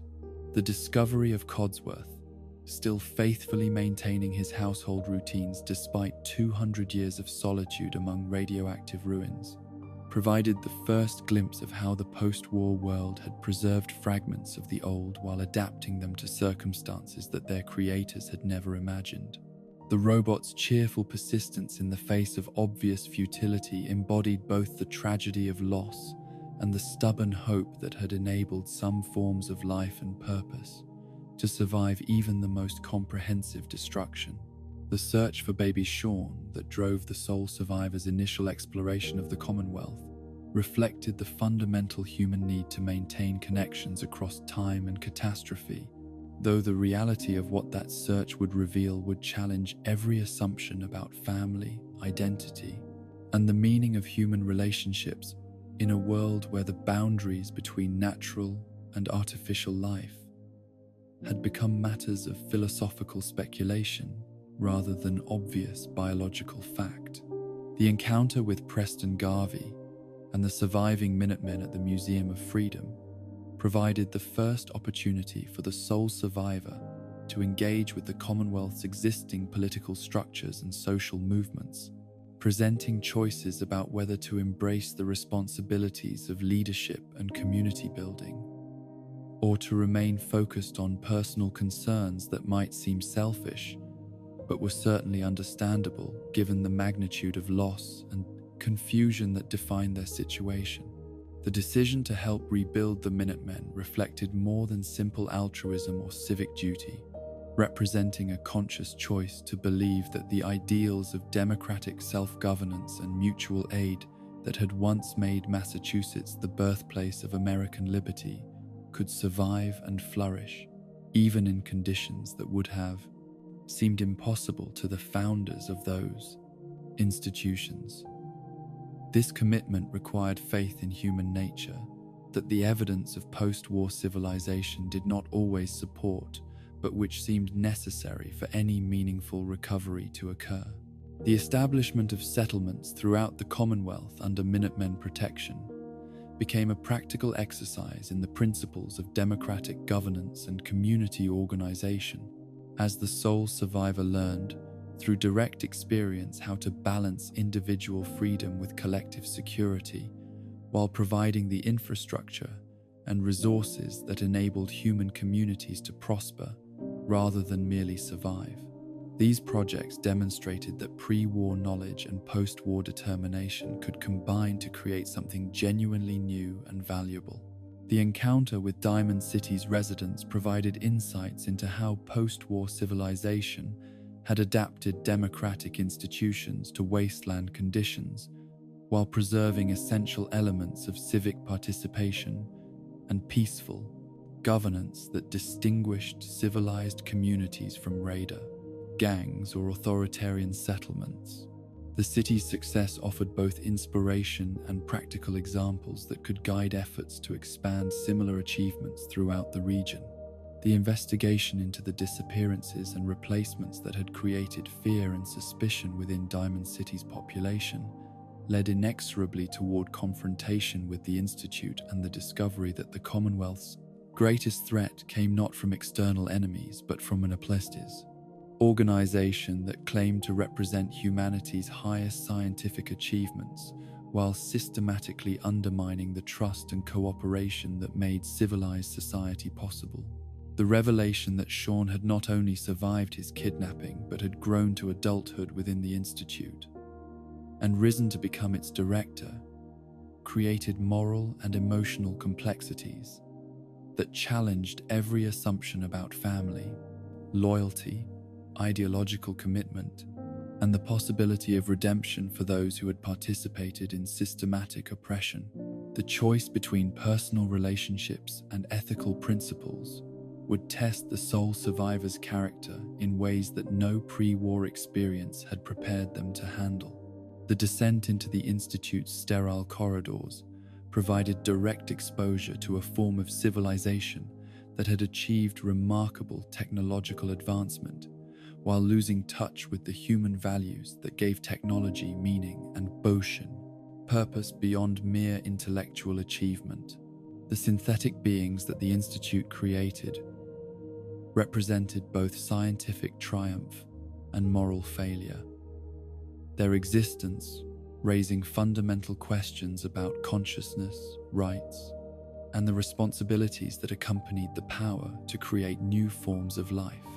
The conversations with Father Sean revealed how isolation and unchecked intellectual pride could corrupt even well-intentioned people into believing that their superior knowledge justified treating other conscious beings as experimental subjects rather than individuals deserving of moral consideration. His rationalization of Institute policies demonstrated how institutional culture could gradually erode personal ethics until atrocities seemed like reasonable responses to practical problems. The choice between destroying the Institute and attempting to reform it from within reflected broader questions about whether institutions built on fundamentally flawed premises could be redeemed through leadership changes, or whether some forms of corruption required complete destruction and rebuilding from new foundations. The decision would affect not only synthetic beings and Institute personnel, but the entire Commonwealth's future development and the precedents established for dealing with similar challenges. The integration of liberated synths into Commonwealth society required practical solutions to immediate problems, while also addressing deeper questions about identity, citizenship, and the criteria for inclusion in human communities. The success of these integration efforts would demonstrate whether post-war civilization had learned to judge individuals by their character and actions rather than their origins, or whether prejudice and fear would perpetuate divisions that served no constructive purpose. The reconstruction efforts that followed the Institute's destruction or transformation created opportunities to apply lessons learned from pre-war mistakes, while building new institutions adapted to post-war conditions, informed by hard-won understanding of human nature under extreme stress. These projects required both practical skills and visionary leadership that could inspire cooperation among diverse groups with different priorities and experiences. The establishment of trade networks between Commonwealth settlements reflected growing confidence in regional stability and security that made long-term economic planning possible, while also creating interdependencies that reinforced peaceful relationships and mutual cooperation. The development of these commercial ties demonstrated that prosperity could be achieved through voluntary exchange rather than conquest and exploitation. The educational initiatives that began during the Reconstruction period emphasized both practical skills needed for survival and recovery, and the cultural knowledge that connected post-war communities to pre-war traditions and values worth preserving. These programs served to prevent the complete loss of human heritage while adapting it to circumstances that required new approaches to old problems and new solutions to unprecedented challenges. The diplomatic relationships that the sole survivor established with neighboring regions and distant communities created the foundation for broader cooperation that could eventually extend peaceful governance and mutual aid far beyond the Commonwealth's boundaries. These connections demonstrated that the principles of democratic self-determination and voluntary cooperation could serve as alternatives to the militaristic authoritarianism that characterized many post-war societies. The technological developments that emerged from combining pre-war knowledge with post-war innovation produced advances in agriculture, medicine, communication, and manufacturing that improved quality of life, while also providing the material foundation for cultural and intellectual development beyond mere subsistence. These achievements showed that human creativity and scientific knowledge remained capable of producing genuine progress when guided by ethical principles and social responsibility. The resolution of conflicts between different Commonwealth factions required diplomatic skills and moral clarity that could find common ground among groups with competing interests, while maintaining principles that distinguished legitimate governance from mere power politics. The success of these negotiations established precedents for peaceful dispute resolution that could serve as models for future challenges and opportunities. The cultural renaissance that began during the Commonwealth's recovery included artistic expression, recreational activities, and intellectual pursuits that demonstrated humanity's capacity for creating beauty and meaning, even in harsh circumstances. These developments proved that civilization required more than material prosperity and physical security, encompassing the full range of human capabilities and aspirations that made life worth living rather than merely enduring. The next generation of children who grew up in the rebuilt Commonwealth would inherit a world that combined the best elements of pre-war civilization with innovations developed through post-war experience, creating possibilities for human development that transcended both the achievements and limitations of their predecessors. Their education and opportunities would determine whether the recovery that had begun could be sustained and extended throughout their lifetimes and beyond. The legacy of the sole survivors' choices and actions would be measured not only by immediate achievements in ending institute tyranny and restoring democratic governance, but by the long-term consequences for human civilization's development throughout the former United States and potentially beyond. The precedents established in the Commonwealth would influence how other regions addressed similar challenges, while the relationships built during the recovery would serve as foundations for broader cooperation and mutual support. The transformation of the Commonwealth from a collection of isolated settlements struggling for survival into a network of cooperative communities working toward shared goals demonstrated that the ideals of democratic governance and human dignity could survive even the worst catastrophes, while adapting to new conditions and challenges. This achievement provided hope that civilization's recovery was not only possible but sustainable if guided by wisdom gained through experience and commitment to principles larger than immediate self-interest. As the Commonwealth entered a new phase of its development, the memory of what had been lost and the vision of what could be achieved served to inspire continued efforts toward building institutions and relationships worthy of the sacrifices that had made recovery possible.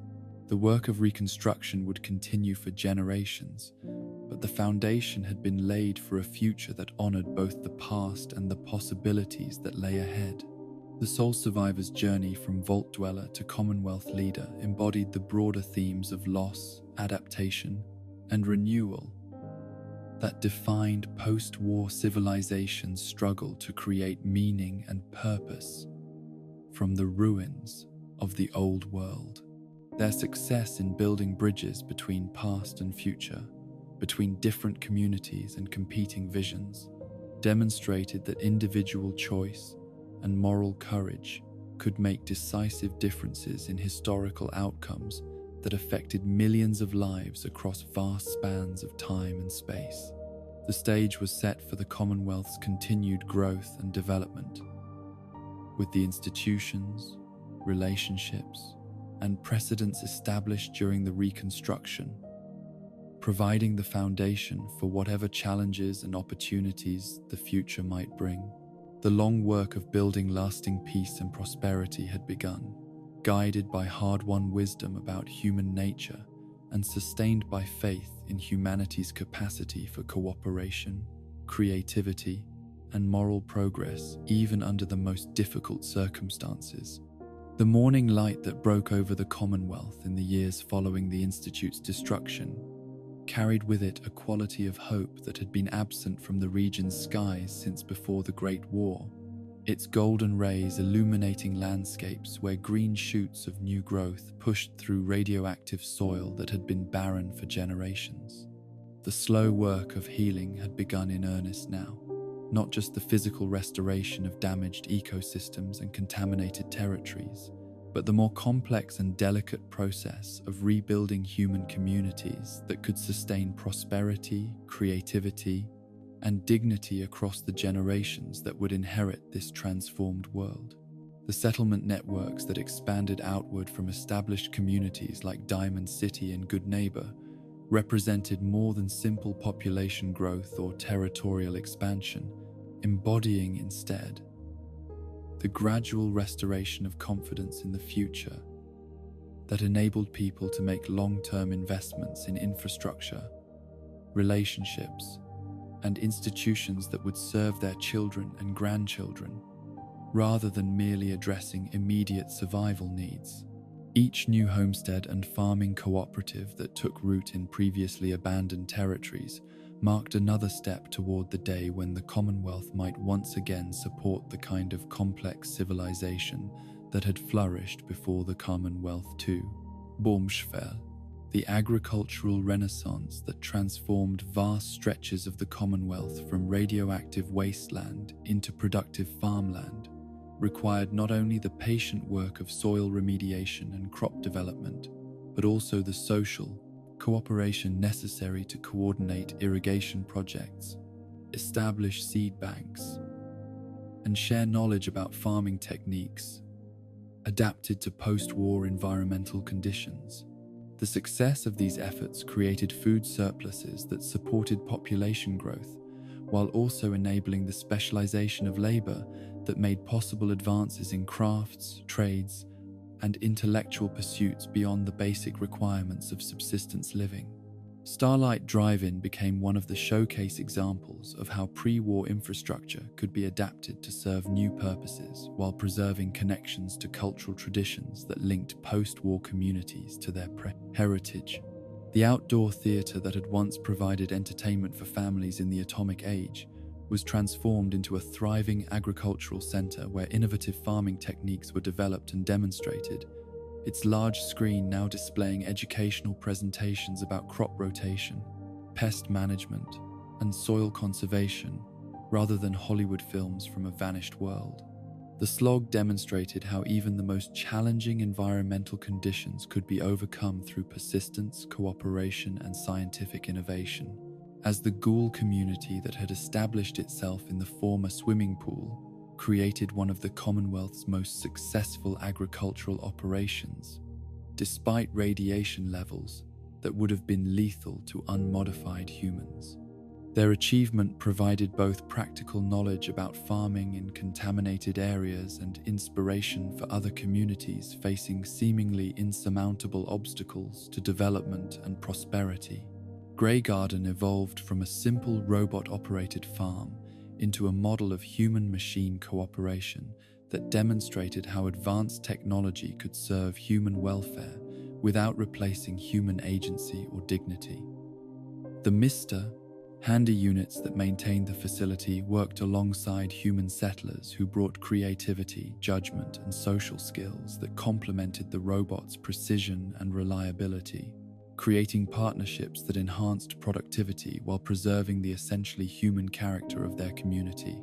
The restoration of major transportation routes between Commonwealth settlements required massive coordinated efforts that brought together resources and expertise from dozens of communities, with each contributing what they could, while benefiting from improved access to markets, information, and mutual assistance. The rebuilt bridges, cleared roads, and established rest stops that emerged from these projects created the physical infrastructure that supported economic development, while also serving as symbols of renewed faith in cooperative endeavor and shared prosperity. The establishment of regular caravan routes between the Commonwealth and distant regions like the capital Wasteland and New Vegas created opportunities for cultural exchange and economic cooperation that enriched all participating communities while spreading the Commonwealth's innovations in democratic governance and technological development to areas that could benefit from such knowledge. These trade relationships demonstrated that post-war civilization could achieve prosperity through peaceful cooperation rather than conquest and exploitation. The University Point Memorial that was erected on the site of the former settlement served both as a tribute to those who had died in the Institute's attack and as an educational center where visitors could learn about the dangers of unchecked scientific ambition, while also studying the positive applications of technology for human welfare. The facility's research programs contributed to advances in fusion energy, medical treatment, and environmental restoration, while maintaining ethical oversight that prevented the kind of moral corruption that had characterized Institute operations. Diamond City's expansion beyond the original stadium walls reflected both population growth and economic development that enabled the community to invest in amenities and infrastructure that improved quality of life while maintaining the democratic institutions and cultural vitality that had made the settlement a beacon of hope throughout the Commonwealth. The new neighborhoods that developed outside the Green Monster showcased architectural innovations that combined pre-war aesthetic sensibilities with post-war materials and construction techniques. The Diamond City School became one of the Commonwealth's premier educational institutions, offering instruction that combined practical skills necessary for post-war survival with liberal arts education that preserved cultural knowledge while encouraging critical thinking and creativity. The school's graduates went on to become leaders in communities throughout the region, carrying with them both technical competence and civic virtues that contributed to the continued expansion of democratic governance and social cooperation. Good Neighbor's transformation from a haven for outcasts and criminals into a vibrant center of arts and culture demonstrated that even the most unconventional communities could contribute to regional prosperity and social development when their unique talents and perspectives were channeled towards constructive purposes. The settlement's tolerance for diversity and non-conformity created an environment where artistic expression and intellectual experimentation could flourish alongside more conventional economic and social activities. The third rail evolved from a simple bar catering to drifters and criminals into a cultural center that attracted performers, writers, and artists from throughout the Commonwealth and beyond. The establishment's commitment to providing platforms for creative expression without censorship or ideological restrictions made it a crucial institution for preserving and developing the cultural traditions that gave post-war civilization depth and meaning beyond material. Prosperity. The establishment of the Commonwealth Medical College in a restored pre-war facility brought together the most skilled healers and researchers from throughout the region to advance medical knowledge while training new generations of doctors, nurses, and medical technicians. The college's research programs contributed to breakthroughs in treating radiation exposure, genetic disorders, and other health challenges specific to post-war conditions, while also preserving and extending pre-war medical knowledge. Dr. Sun's pioneering work in synthetic biology and consciousness studies provided crucial insights into the nature of artificial intelligence, while establishing ethical frameworks for research that could benefit both human and synthetic beings, without repeating the moral failures that had characterized institute experimentation. His research contributed to improved treatments for synth-related medical issues, while also advancing understanding of consciousness and identity that had implications far beyond immediate clinical applications. The Commonwealth Institute of Technology was established in the ruins of MIT as a civilian research institution dedicated to developing beneficial applications of advanced science while maintaining strict ethical oversight and democratic accountability. The Institute's charter specifically prohibited research programs that could be used to harm conscious beings or undermine democratic governance, creating safeguards designed to prevent the institutional corruption that had transformed the original institute into a threat to human welfare. The restoration of the Boston Public Library created a center for preserving and disseminating knowledge that served communities throughout the Commonwealth, while providing research, resources for scholars, students, and anyone seeking to understand their world more completely. The library's collection combined pre-war books and documents with contemporary records of post-war recovery, creating a comprehensive archive that would serve future historians and researchers. The Commonwealth Broadcasting Network emerged from the success of Diamond City Radio to provide news, entertainment, and educational programming throughout the region, while maintaining journalistic independence and editorial diversity that reflected the democratic values of its constituent communities.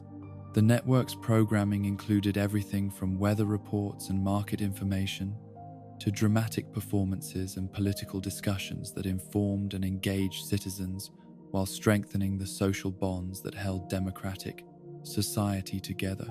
The development of local manufacturing capabilities reduced the Commonwealth's dependence on salvaged pre-war materials, while creating employment opportunities for skilled workers and contributing to economic development that could support continued population growth and rising living standards. The workshops and factories that produced everything from tools and clothing to complex electronic devices demonstrated that post-war civilization could achieve technological sophistication while maintaining human-scale production methods that preserved craftsmanship and worker dignity. The environmental restoration projects that gradually reduced radiation levels and re-established natural ecosystems throughout the Commonwealth required scientific knowledge, massive resource commitments, and sustained cooperation among multiple communities over periods measured in decades rather than years. The success of these efforts created healthier living conditions, while also demonstrating humanity's capacity for repairing damage that had once seemed permanent and irreversible. The reforestation initiatives that transformed barren wastelands into growing forests provided multiple benefits, including improved air quality, wildlife habitat, renewable resources, and recreational opportunities that enhanced quality of life, while creating jobs for workers engaged in planting, maintenance, and forest management. These projects required long-term thinking and commitment that demonstrated post-war communities' confidence in their ability to create lasting improvements for future generations. The wildlife conservation programs that protected and restored native species populations contributed to ecological balance while also providing educational and recreational opportunities that connected post-war residents to the natural world that had been damaged but not destroyed by nuclear warfare. The success of these programs in bringing back species that had been on the verge of extinction provided hope that even the most severe environmental damage could be reversed through patient effort and scientific knowledge. The cultural festivals and celebrations that became regular features of Commonwealth community life served to strengthen social bonds while preserving traditions and creating new customs that reflected post-war experience and post-values. These events provided opportunities for artistic expression, social interaction, and shared celebration that contributed to community cohesion, while also attracting visitors who contributed to local economies.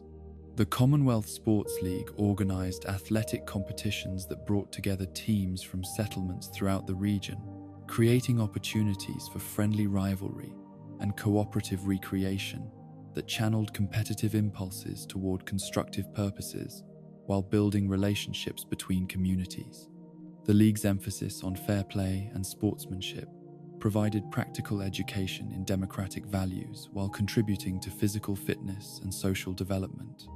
The artisan guilds that developed in various Commonwealth communities created networks for sharing knowledge, maintaining quality standards, and marketing products that preserve traditional crafts while adapting them to post-war materials and market demands. These organizations provided economic opportunities for creative individuals while contributing to the cultural richness that distinguished civilized society from mere survival communities. The Commonwealth Museum, established in a restored pre-war building in downtown Boston, created exhibits that documented both pre-war history and post-war recovery, while providing educational resources that helped visitors understand how their current circumstances had developed and what lessons could be learned from both past achievements and past mistakes. The museum's programs contributed to civic education while preserving cultural memory for future generations. The development of renewable energy systems throughout the Commonwealth reduced dependence on pre-war fusion reactors while providing clean, sustainable power for growing communities.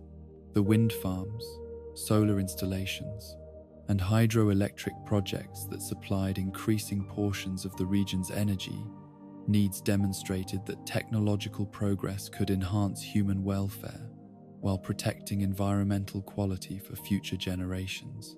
The Commonwealth Council that emerged from the success of local democratic institutions provided a forum for coordinating regional policies while preserving local autonomy and self-determination. The Council's structure and procedures reflected lessons learned from the failure of the Commonwealth Provisional Government, while incorporating safeguards designed to prevent infiltration and manipulation by hostile forces. The judicial system that developed throughout the Commonwealth balanced local traditions and preferences with common legal principles that ensured equal treatment and due process for all residents, regardless of their origins or circumstances.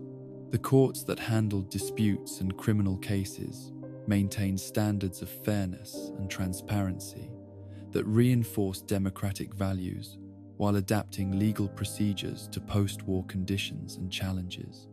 The next generation of children who grew up in the restored Commonwealth inherited opportunities and responsibilities that their parents could barely have imagined during the darkest years of post-war recovery.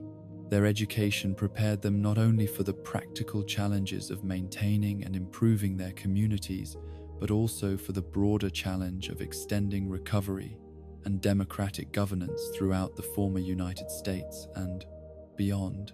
The scientific advances that emerged from Commonwealth research institutions contributed to knowledge and innovation that benefited communities far beyond the region's boundaries, while establishing the Commonwealth's reputation as a center of learning and technological development.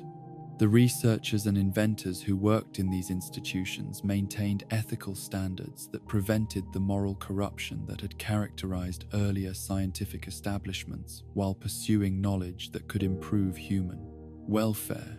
The diplomatic relationships that the Commonwealth established with other recovered regions created networks of cooperation and mutual support that enhanced security while facilitating trade, cultural exchange, and the sharing of knowledge and innovations. These relationships demonstrated that post-war civilization could achieve stability and prosperity through peaceful cooperation rather than military conquest or economic exploitation. The vision of the future that emerged from the Commonwealth's successful recovery emphasized continued growth and development that would gradually extend the benefits of democratic governance and technological progress throughout the post-war world. This vision required sustained commitment to the principles and practices that had made recovery possible, while remaining adaptable to new challenges and opportunities that the future would inevitably bring. The seeds of renewal that had been planted in the Commonwealth's radioactive soil during the darkest years after the Great War had grown into a harvest of hope that nourished not only local communities, but the broader human family, struggling to rebuild civilization from the ashes of the old world. The work of recovery would continue for generations, but the foundation had been laid for a future worthy of the sacrifices that had made it possible and the dreams that continued to inspire it. As the Commonwealth looked toward tomorrow, its residents carried with them the knowledge that human creativity, cooperation, and determination could overcome even the most devastating challenges while creating something new and valuable from the materials of loss and destruction. Their achievement provided both practical example and moral inspiration for anyone willing to believe that the future could be better than the past if people had the courage to work together towards shared goals and common dreams.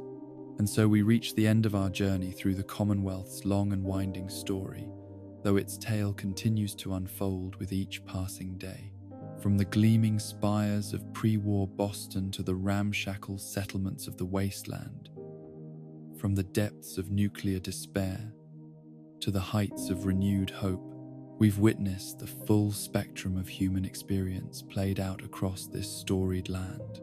The Commonwealth reminds us that civilizations rise and fall like tides, that hope can survive even the darkest winters, and that ordinary people can accomplish extraordinary things when they stand together. In its ruins and renewal, we see reflected our own capacity for both destruction and creation, both despair and hope. Rest now, wanderer, and dream of tomorrow's possibilities. In the quiet spaces between sleeping and waking, remember that every ending is also a beginning. Every loss carries within it the seed of something new. The Commonwealth story continues, written not in the grand gestures of history, but in the small acts of courage, kindness, and determination that define the human spirit. Sweet dreams, and may you wake to your own new dawn.